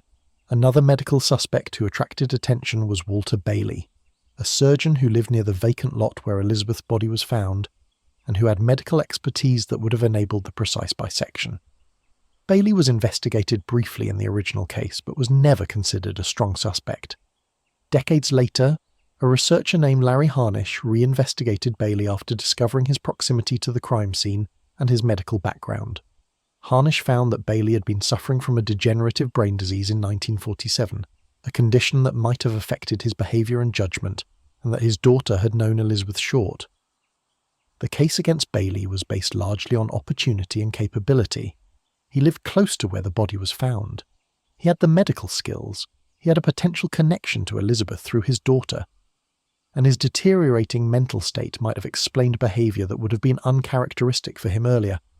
But again, there was no physical evidence, no witness testimony, no confession, nothing that moved the theory beyond plausible speculation into proven fact. Beyond medical suspects, the investigation looked at men who had known Elizabeth personally, who had dated her or provided her with shelter, or who had expressed romantic or sexual interest in her. The assumption was that the murder might have been personal, the result of rejection or jealousy or some relationship that had gone wrong. Mark Hansen, the nightclub owner, remained a person of interest to some investigators because of his connection to Elizabeth and because of his lifestyle and associations.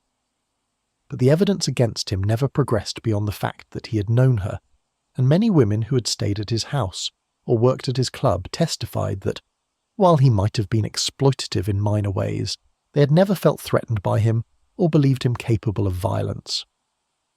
Joseph Dumais was another suspect who emerged from Elizabeth's circle of acquaintances, a man she had dated briefly in 1946, who had been possessive and who had made threats when she broke off the relationship.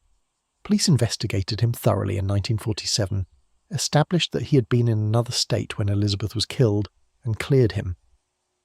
But his name continued to appear in some theories, based on the argument that his alibi might have been fabricated, or that he might have hired someone else to commit the murder. Leslie Dillon presented one of the most intriguing suspect profiles, not because evidence connected him to the crime, but because of how he inserted himself into the investigation. Dillon was a bellhop who contacted the LAPD in late 1948, claiming to have information about the Black Dahlia case. He provided details that seemed remarkably specific, suggested that the killer was someone he knew, offered to help police locate this individual. The investigation of Dillon revealed that he had extensive knowledge of the case, had been obsessed with it since Elizabeth's death, and had connections that placed him in Los Angeles during the relevant period. Police began to suspect that Dillon might be the killer, that his offer to help was actually a way of inserting himself into the investigation to monitor what police knew. But the investigation became complicated when it emerged that the detective handling Dillon had used questionable methods, possibly violating Dillon's rights, and that much of the evidence against him was circumstantial, or based on interpretations of his statements that might not have been justified. Dillon was never charged, eventually sued the city for false arrest, and the case against him collapsed amid questions about police misconduct. The Dillon case illustrated a problem that plagued the Black Dahlia investigation from the beginning. The line between suspects and attention seekers was often unclear. People who inserted themselves into the case through confessions or offers to help sometimes turned out to be the most suspicious, but they were also often the most unreliable, Their knowledge of the case derived from obsessive study of public information rather than actual participation. Over the decades, as the case remained unsolved and as various researchers and writers investigated it with fresh eyes, new suspects continued to emerge. Some were proposed based on deathbed confessions, individuals who claimed in their final days to have killed Elizabeth Short, or to know who killed her, providing information that family members or caregivers passed on to police or journalists. These confessions were difficult to verify, often made when the confessor was too ill to be questioned thoroughly, consisting of fragments and hints rather than complete accounts. Other suspects were identified through geographical or temporal connections, people who were in Los Angeles in 1947, who had violent histories or psychological problems, who fit profiles that seemed consistent with the crime. The problem with this approach was that in a city of 2 million people, hundreds of individuals could be found who matched basic criteria, and without specific evidence connecting them to Elizabeth, the connections remained speculative. Some theories proposed that the killer was not someone who knew Elizabeth personally, but rather a stranger who encountered her by chance, a predatory individual who selected victims opportunistically, who killed her because she was available and vulnerable rather than for any personal reason. This category of suspect was almost impossible to investigate effectively because it included anyone in Los Angeles who was capable of violence, a pool so large that systematic investigation was impractical. The most disturbing aspect of the suspect theories was how many of them relied on posthumous accusations, claims made about people who were dead and could not defend themselves, whose reputations could be destroyed without legal recourse, who became suspects not because evidence implicated them, but because they fit narratives that investigators or writers found compelling. George Hodel was accused by his son. Walter Bailey was named decades after his death. Numerous other individuals were identified in books and articles and documentaries without their knowledge or ability to respond. The ethics of such accusations remain controversial, balancing the desire to solve the case against the rights of individuals who cannot speak for themselves. The reality, acknowledged by most serious investigators, is that without physical evidence, without DNA that can be tested against modern standards, without witnesses whose testimony can be verified, the identity of Elizabeth Short's killer will likely never be known with certainty. The case is too old. Too many people who might have had relevant information are dead. Too much time has passed. Too much false information has been mixed with true information to separate them reliably. The man who killed Elizabeth Short walked away from that vacant lot on Norton Avenue and disappeared into history. He may have killed again, or may never have killed before or after. He may have been caught for other crimes, or may have lived a life that appeared entirely normal. He may have been haunted by what he did, or may have felt nothing. He is, in all likelihood, long dead, his secrets buried with him, his identity known only to himself and whatever gods or demons he believed in. And Elizabeth Short, who in life never achieved the recognition she sought, became in death famous in ways she never imagined, her name known to millions who never knew her as a person, her story told and retold and revised until the truth of who she was became impossible to separate from the legend of what happened to her. The man in the shadows remains there, nameless, faceless, defined only by what he did to a young woman on a January night in 1947, when Los Angeles was a city of noir and the American dream was curdling into nightmare. Chapter 8. Letters from the Killer. On January 24th, 1947, 9 days after Elizabeth Short's body was discovered, the Los Angeles Examiner received a package in the mail that would become one of the most discussed and debated pieces of evidence in the entire Black Dahlia case. The package arrived at the newspaper's offices on South Broadway in downtown Los Angeles.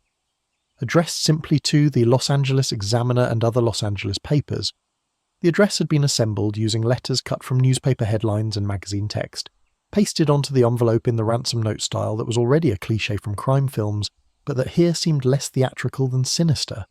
The careful work of someone who understood the importance of not leaving handwriting samples that could be traced. Inside the envelope was another envelope, and inside that were items that had belonged to Elizabeth Short. Her social security card, her birth certificate, photographs of her with various men, some identified on the back in Elizabeth's own handwriting, others anonymous, business cards from nightclubs and restaurants, an address book containing names and phone numbers and brief notations. All of these items had been scrubbed with gasoline, an attempt to remove fingerprints and any other forensic evidence that might have adhered to them. The gasoline smell was overwhelming when the package was opened, so strong that the items had to be aired out before they could be examined properly. There was also a note, again constructed from cut-out letters. It read simply, "Here is Dahlia's belongings. Letter to follow." The newspaper immediately contacted the police, who took possession of the items and began the process of examination and analysis. The Social Security card and birth certificate confirmed what police already knew about Elizabeth's identity. The photographs provided faces and names of people police would need to interview, potential suspects or witnesses who might have information about Elizabeth's activities. The address book was particularly valuable, containing dozens of names, some of which police recognised from their investigation, and some of which were new leads to pursue. But the most significant aspect of the package was not its contents, but its existence. Someone had possession of Elizabeth's belongings, items she would have kept with her, probably in her purse or suitcase.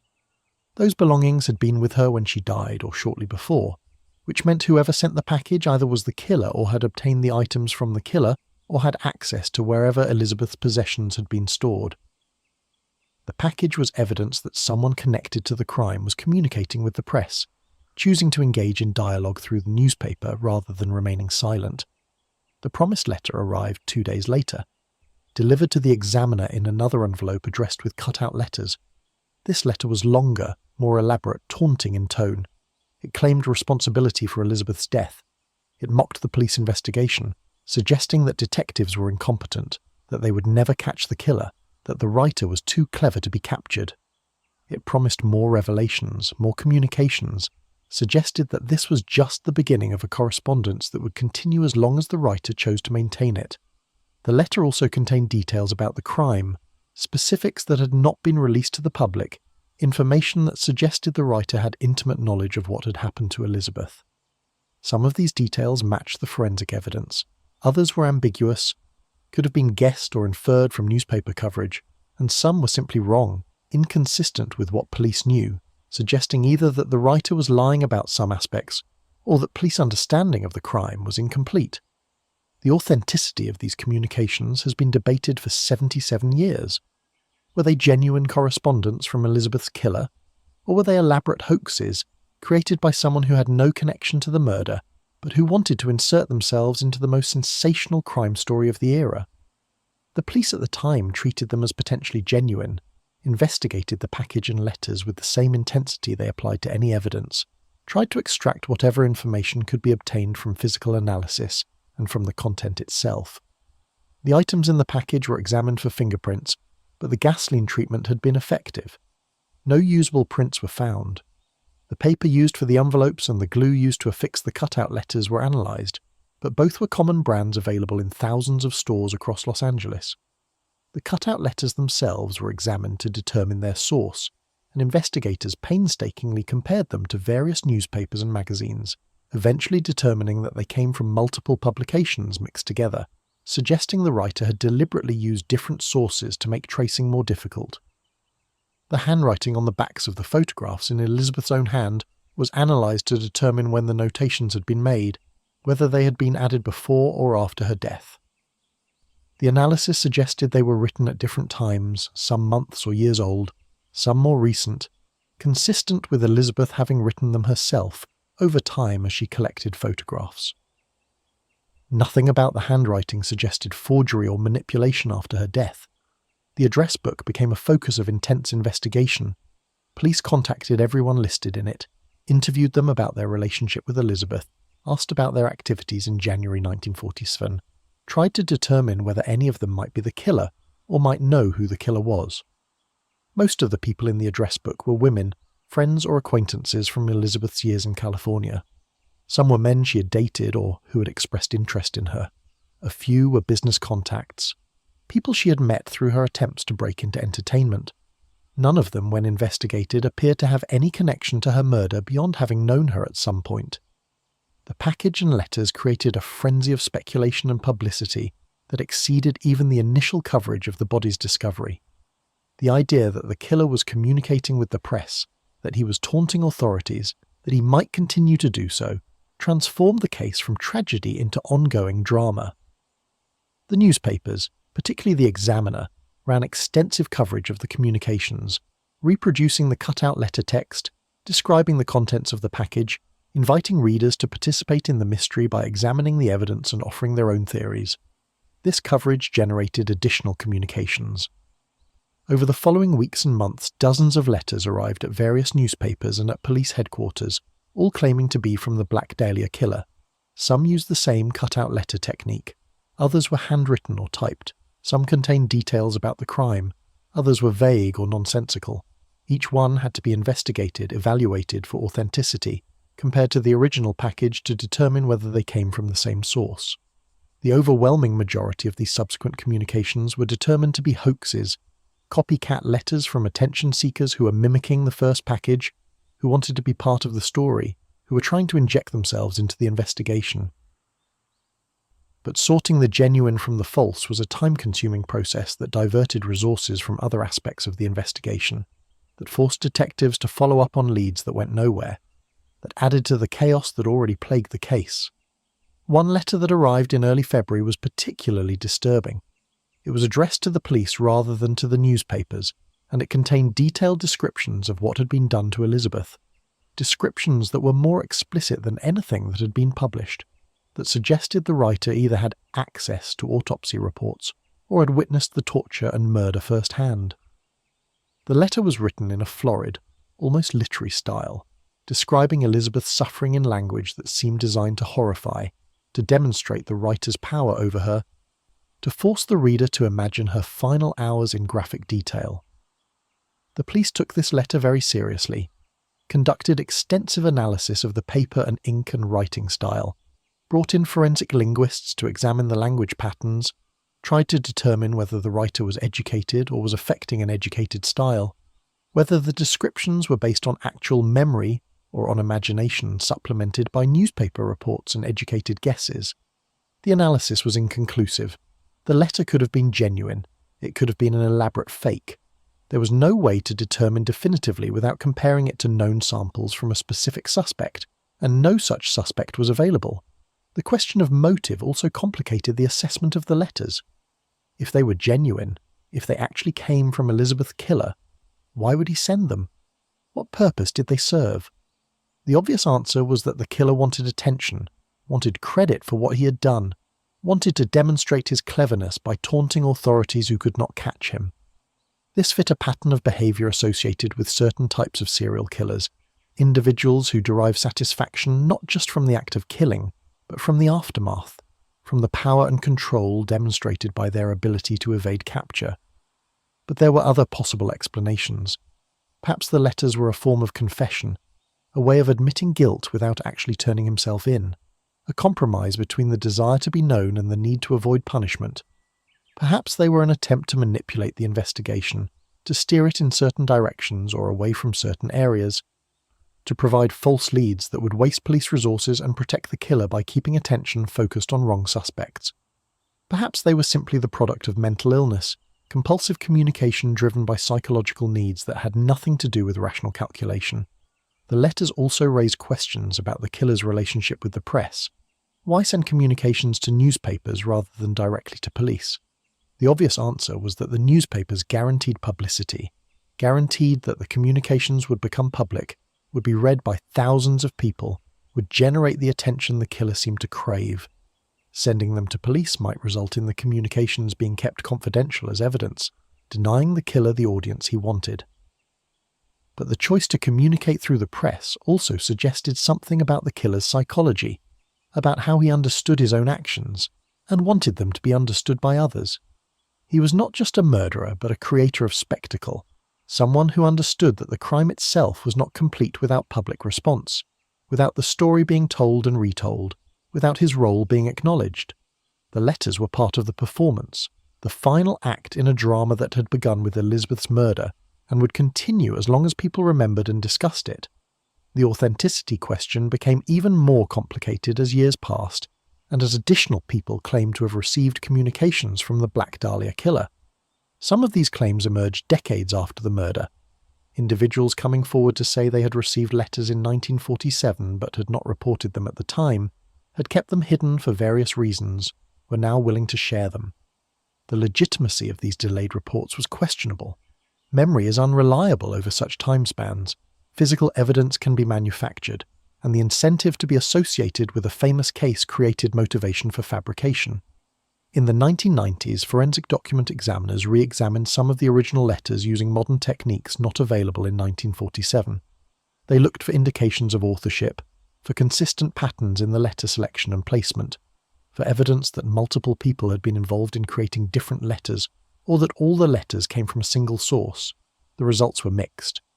Some letters showed similarities that suggested common authorship, others showed differences that suggested they were the work of different individuals.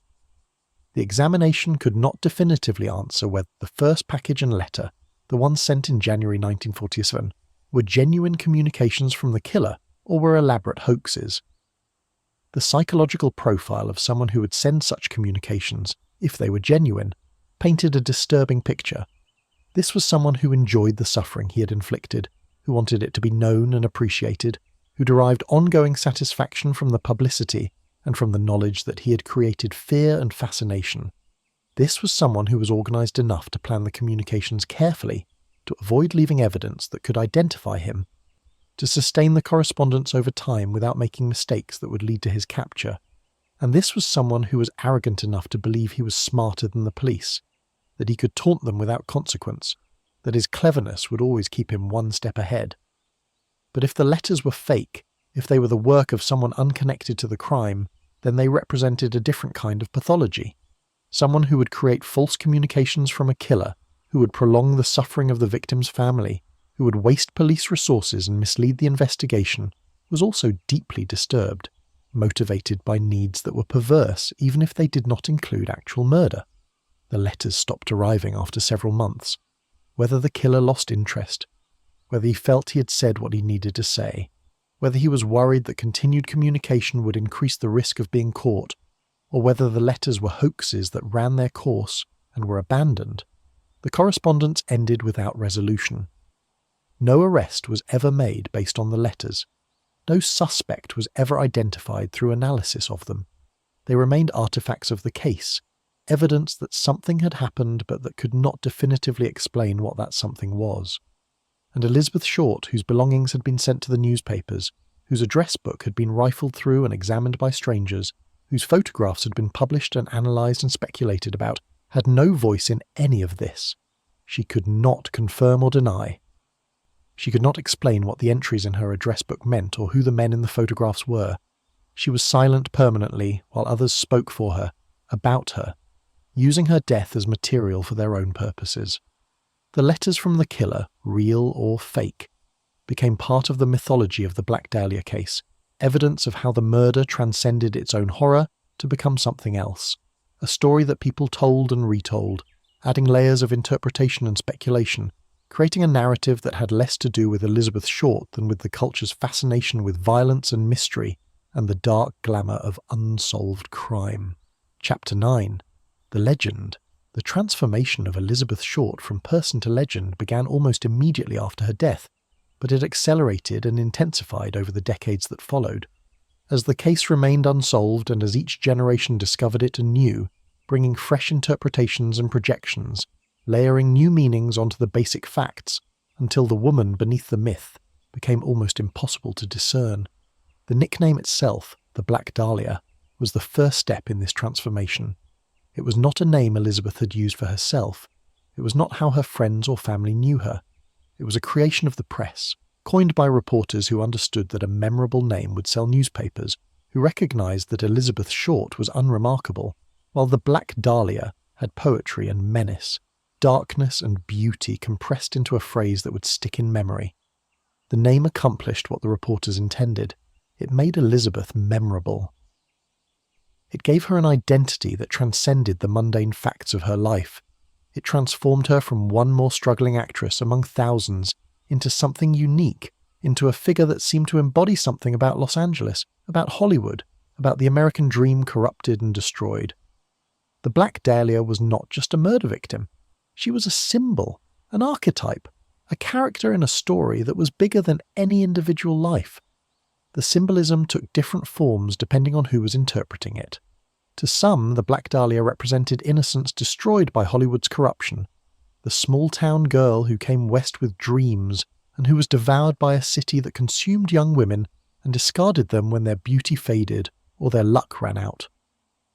This narrative fit comfortably into existing critiques of Hollywood as morally bankrupt, as a place where traditional values were abandoned and where people became commodities to be used and disposed of.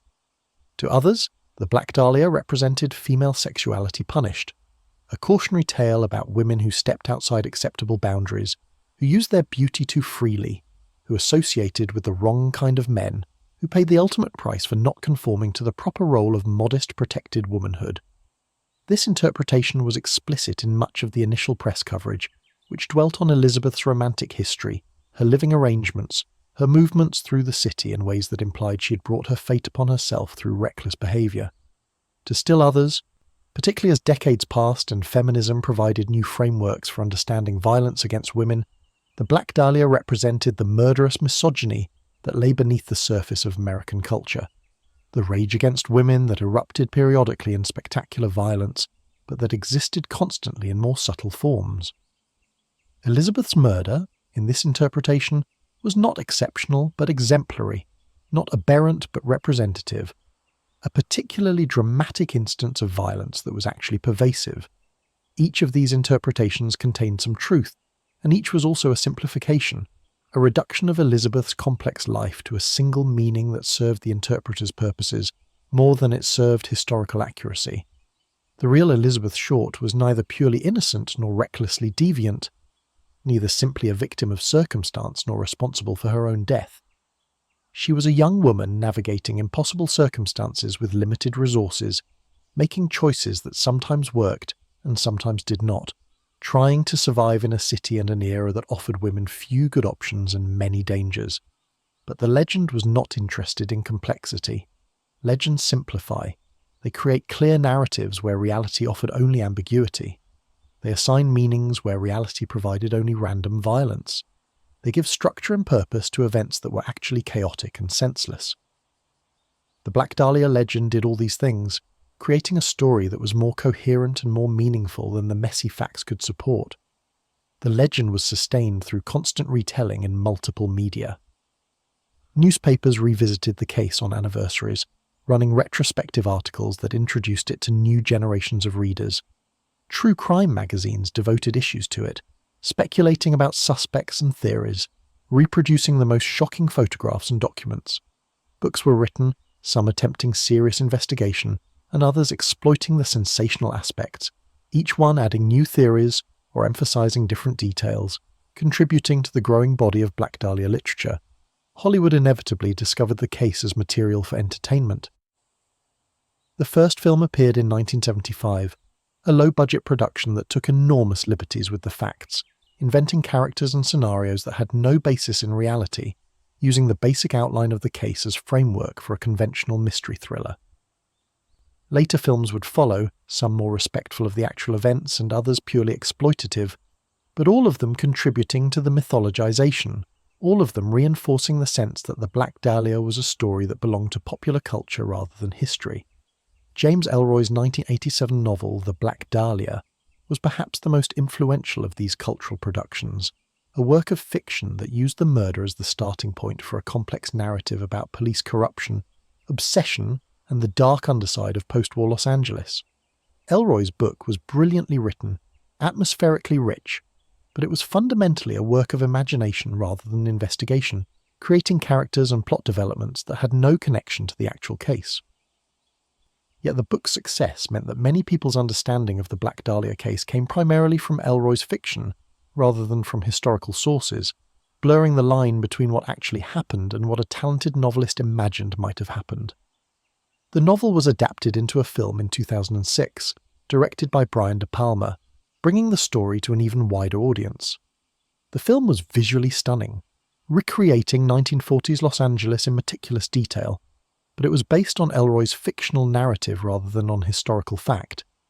Millions of people who watched the film left theatres with impressions about the Black Dahlia case that were substantially incorrect, that mixed actual events with invented drama in ways that would be impossible to untangle without extensive research.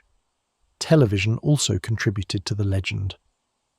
Documentary series revisited the case regularly, each one promising new evidence or new theories, each one interviewing experts and investigators and family members, each one ultimately concluding that the case remained unsolved, but keeping alive the hope that perhaps the next investigation, the next analysis, the next technological advancement would finally provide answers.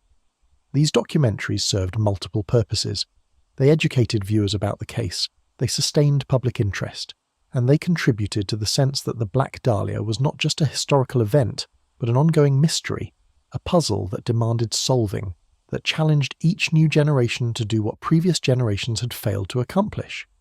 The internet accelerated and intensified the mythologization. Websites devoted to the case proliferated, some maintained by serious researchers and others by obsessive amateur detectives, each one offering theories and analysis, reproducing documents and photographs, debating details and interpretations in forums and comment sections. The democratization of information meant that anyone with interest and internet access could become a Black Dahlia investigator, could develop theories and publish them, could find audiences for ideas that would never have been taken seriously by professional law enforcement or academic historians. This internet-era investigation had both positive and negative effects. On the positive side, it allowed for crowdsourcing of information, for connections to be made that might not have emerged through traditional investigation, for documents buried in archives to be discovered and shared. On the negative side, it created an environment where misinformation spread rapidly, where theories based on minimal evidence could gain traction through repetition, where the line between careful research and wild speculation became increasingly blurred. The case also generated tourism.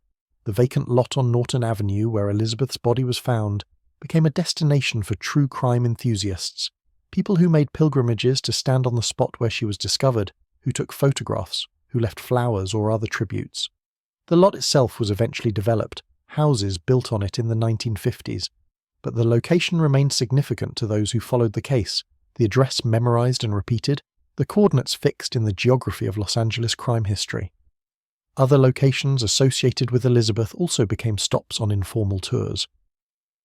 The Biltmore Hotel, where she was last seen alive, the boarding houses where she stayed, the nightclubs where she spent evenings, the sites formed a map of her final months, a circuit that true crime tourists could follow, retracing her movements, trying to understand through geographical proximity what could not be understood through distance and time. This tourism was controversial. Some saw it as a form of remembrance, a way of honouring Elizabeth by acknowledging that she had existed, that her life and death mattered. Others saw it as exploitation, as ghoulish curiosity that commodified tragedy, that treated real suffering as entertainment. The debates reflected larger tensions about true crime as a genre, about whether engaging with stories of violence was a legitimate form of historical interest or was fundamentally disrespectful to victims and their families. Elizabeth's family, the people who had actually known her, largely withdrew from public discussion of the case after the initial investigation concluded. Her mother, Phoebe, gave a few interviews in the years immediately following the murder, expressing grief and frustration that the killer had not been caught. But eventually she stopped talking to reporters, stopped responding to requests for comments, retreated into private mourning that did not require public performance. Elizabeth's sisters similarly avoided publicity, declining to participate in documentaries or to provide statements for books, wanting to remember their sister as a person rather than as the Black Dahlia, wanting their family's tragedy to remain private even as it became increasingly public. This privacy was not entirely respected. Journalists and researchers continued to contact family members over the decades, pressing for interviews, for photographs, for any details that might provide new angles on the story. Some family members eventually participated in limited ways, providing information for projects they believed were respectful and serious. But many others refused all requests, maintained silence as the only form of control they had over a story that had escaped their control almost immediately. The effect of all this attention, all these retellings and reinterpretations and investigations, was to make the Black Dahlia case immortal in ways that solved crimes could never be. Solved crimes could be closed, filed away, remembered only by those directly affected. Unsolved crimes remained open, remained active in public consciousness, continued to generate speculation and investigation, continued to offer the possibility that new evidence might emerge, that answers might finally be found. The Black Dahlia became the paradigmatic unsolved crime, the case against which all others were measured, the mystery that demonstrated both the appeal and the frustration of cases that resist resolution. It became a story that was retold every generation, each telling shaped by the concerns and perspectives of its moment, each one adding new layers while the essential mystery remained unchanged. And at the centre of all this attention, all this speculation, all these theories and books and films and documentaries, was a young woman who had died violently at age 22, whose dreams had been cut short, whose life had been difficult and whose death had been worse, who had never achieved in life the recognition she desperately sought, but who achieved in death a fame that was both more extensive and more hollow than anything she could have imagined. Elizabeth Short wanted to be remembered. She wanted to be somebody. She wanted her name to mean something, to be recognised, to escape the anonymity of poverty and struggle. In the cruelest possible irony, she got exactly what she wanted, but only through losing everything else. She became famous. She became immortal. But only by becoming the Black Dahlia. Only by being murdered in a way so brutal and theatrical that 77 years later, people still cannot stop talking about it.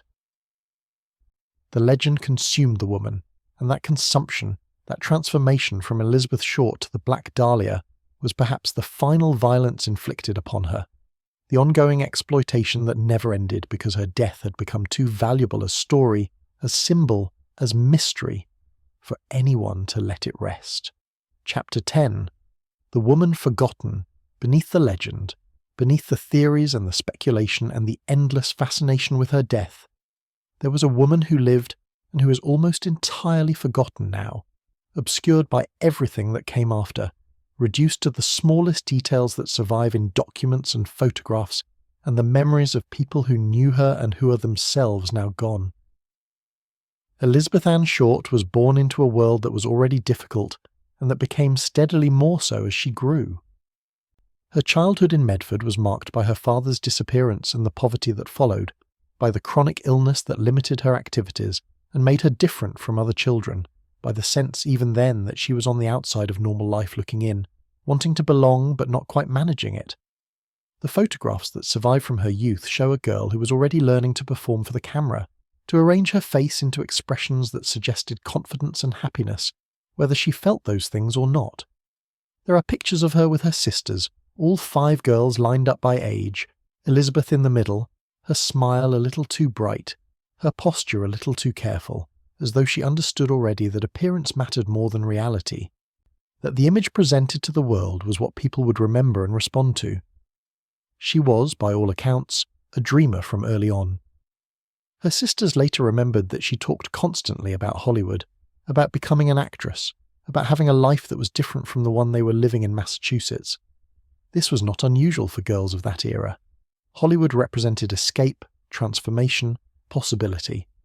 What was perhaps unusual was how completely Elizabeth committed to the dream, how little interest she had in any alternative path, how single-minded she became in pursuing something that everyone around her could see was unlikely to succeed. Her mother worried about her, about the impracticality of her dreams, about how she would support herself, about what would happen when she inevitably failed to break into movies and had to face the reality that she needed other skills, other options. But Elizabeth dismissed these concerns, insisted that everything would work out, that she just needed to get to California and opportunities would present themselves. She had the absolute conviction of someone who has never failed at anything important, who has never tested her limits and found them insufficient, who believes that wanting something badly enough is the same as being able to achieve it. When she left for California in 1942, she was 18 years old and profoundly unprepared for what she would encounter. She had no training as an actress. She had no connections in the industry. She had minimal education and no practical skills beyond the ability to present herself attractively. She had $60 in a suitcase and the unshakable belief that she was destined for something better than what Massachusetts offered. The years that followed were a grinding education in disappointment and survival. She learned that beauty was common in Hollywood, that being striking was not enough, that thousands of other girls had the same dream and the same confidence, and that almost all of them would fail. She learned that the industry was not interested in discovering fresh talent, but in exploiting it, that the men who promised to help usually wanted something in return, that opportunities came with conditions that were rarely stated explicitly, but that were always understood.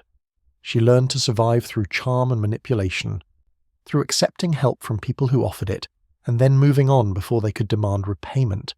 She learned to tell stories that would generate sympathy, to invent circumstances that made her seem more interesting, or tragic or worthy of assistance than simple desperation would suggest. She learned to live in the moment, to not think too carefully about the future, because the future looked increasingly bleak the longer she remained in California without any progress toward her goals. The woman who emerged from these years was complex in ways the legend never captured. She was manipulative, but not cruel, willing to use people, but not to harm them intentionally. She was deceptive, but not about things that mattered, lying about her circumstances and her prospects, but not about her core identity or her genuine feelings. She was desperate, but still hopeful, still believing, despite all evidence to the contrary, that something would change, that her luck would turn, that the next opportunity would be the real one. She had friends, though she burned through them quickly, exhausting their patience with her inability to reciprocate, her habit of taking more than she gave, her refusal to acknowledge when situations had become untenable. But the friends remembered her with more fondness than bitterness, remembered that she was funny and warm when she wanted to be, that she could be generous when she had anything to give, that beneath the performance was a person who was genuinely lonely and genuinely struggling, and who deserved more compassion than her circumstances allowed. She loved going to movies, spending hours in dark theatres watching the films she dreamed of being in, studying the actresses, imagining herself in their roles. She preferred noir films and romantic dramas, stories where women were complicated and dangerous and interesting rather than simply decorative. She identified with the femme fatale, the women who used their sexuality and intelligence to navigate worlds controlled by men, even though those characters usually ended up dead or destroyed by the final reel. She wrote letters constantly, to her mother, to her sisters, to friends and acquaintances scattered across the country. The letters that survive are interesting documents, revealing more about Elizabeth than she perhaps intended. They are full of optimism and exaggeration, describing opportunities that were not as promising as she made them sound, dropping names of people she had met who might or might not have been as important as she suggested. But they are also lonely letters, beneath the cheerful surface, letters from someone who was profoundly isolated, even when surrounded by people, who was performing for her family just as she performed for everyone else, who could not admit even to herself how badly things were going. She loved clothes and fashion, spent whatever money she had on maintaining her appearance, understanding that her looks were her primary asset and that letting them deteriorate would mean losing the only advantage she had. She favoured black clothing, partly because it was slimming and sophisticated and partly because it did not show dirt as quickly as lighter colours, an important consideration for someone who was often sleeping on friends' couches or in cheap rooms where laundry facilities were limited. The black clothing contributed to the nickname that would be given to her after death, though in life it was simply practical choice disguised as style preference. She was not sexually promiscuous, despite suggestions to the contrary in some of the press coverage and subsequent accounts. The men she dated generally testified that she was reluctant to become physically intimate, that she used her sexuality as performance and suggestion rather than as something she was willing to give freely. This may have been calculation, an understanding that maintaining some distance gave her more power in relationships with men who wanted her, or it may have been genuine preference, discomfort with physical intimacy that she masked through flirtation, or it may have been both, different things with different men at different times, depending on circumstances and what she hoped to gain. The last weeks of her life, the period from Christmas 1946 through mid-January 1947, showed Elizabeth at her most desperate and her most hopeful simultaneously. She was running out of places to stay, running out of people willing to help her, running out of time and options. But she was still making plans, still talking about opportunities, still presenting herself to the world as someone whose success was imminent rather than someone whose dreams were collapsing. The woman who walked out of the Biltmore Hotel on the night of January 9th was 22 years old, had been in California for 5 years, and had achieved nothing that she had hoped to achieve. She had appeared in no credited films, she had no agent, she had no prospect of regular work, she was homeless in all but name, dependent on charity, surviving day to day with no plan beyond making it through to tomorrow. Everything she had believed about herself and her future had been proven wrong. The dream was dead, though she could not or would not acknowledge it. And yet, she kept going. That persistence, that refusal to give up or go home or admit defeat, was perhaps the most defining characteristic of who Elizabeth Short actually was. She was stubborn beyond reason, optimistic beyond evidence, committed to a vision of herself that bore less and less relationship to reality, but that she could not abandon, because abandoning it would mean acknowledging that the past 5 years had been wasted, that she had sacrificed everything for nothing, that she would have been better off staying in Massachusetts and accepting an ordinary life. Her family in Massachusetts knew things were not going well. Her letters had become less frequent, less detailed, more evasive about specifics. They worried but from distance, unable to help in any concrete way, unable even to understand the full extent of her situation because she never told them, maintained the fiction in her correspondence that she was doing fine, that work was coming, that California was wonderful and full of opportunities. When the telegram arrived informing them of Elizabeth's death, it was devastating, but perhaps not entirely surprising. They had worried that something terrible would happen, that she was in danger, that her circumstances were worse than she admitted. But knowing that something might happen and having it actually happen are different things, and the grief was genuine and profound and complicated by guilt that they had not done more, had not brought her home, had not saved her from whatever had led to her death. Phoebe Short, Elizabeth's mother, never recovered from the loss. She gave a few interviews in the immediate aftermath, speaking about Elizabeth as a sweet girl who had been too trusting, who had not understood how dangerous the world could be. But privately she blamed herself, wondered if she could have prevented it, if she should have forbidden Elizabeth from going to California, if she had failed as a mother by allowing her daughter to pursue a dream that had ended in nightmare. Elizabeth's sisters mourned privately, declining most requests for interviews, wanting to remember their sister as she had been rather than as the Black Dahlia, as Beth rather than as the symbol and the mystery. They kept photographs that showed Elizabeth smiling, laughing, looking happy, even if that happiness had been performance. They did not keep newspapers that detailed her death, or books that speculated about her life.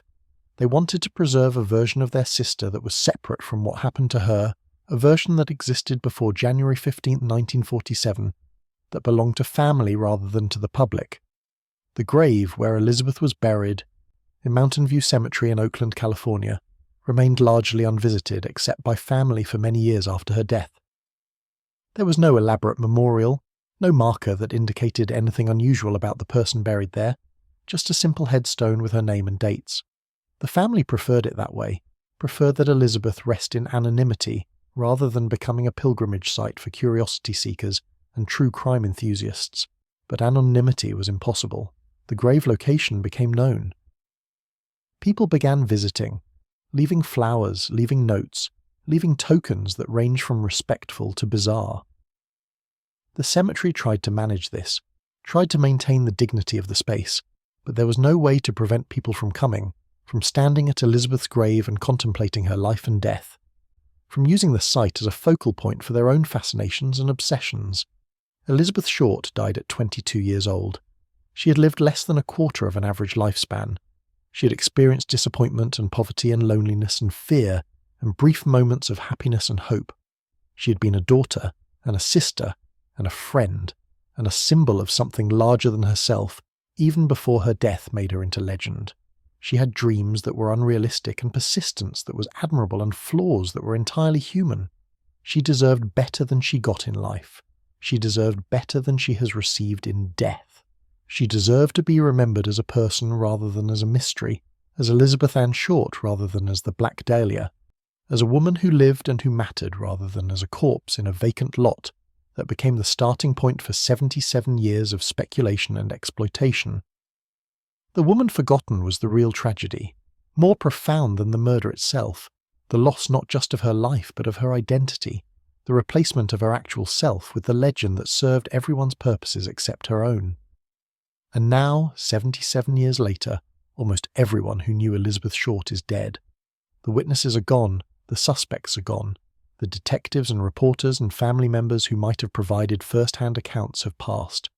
What remains are documents and photographs and recordings, artifacts that can tell us something about what happened, but that cannot bring back the person, cannot restore to Elizabeth Short the humanity that was taken from her twice, once by her killer and once by the legend that consumed her memory. The candle burns low, the file closes. The case remains unsolved and will remain unsolved forever.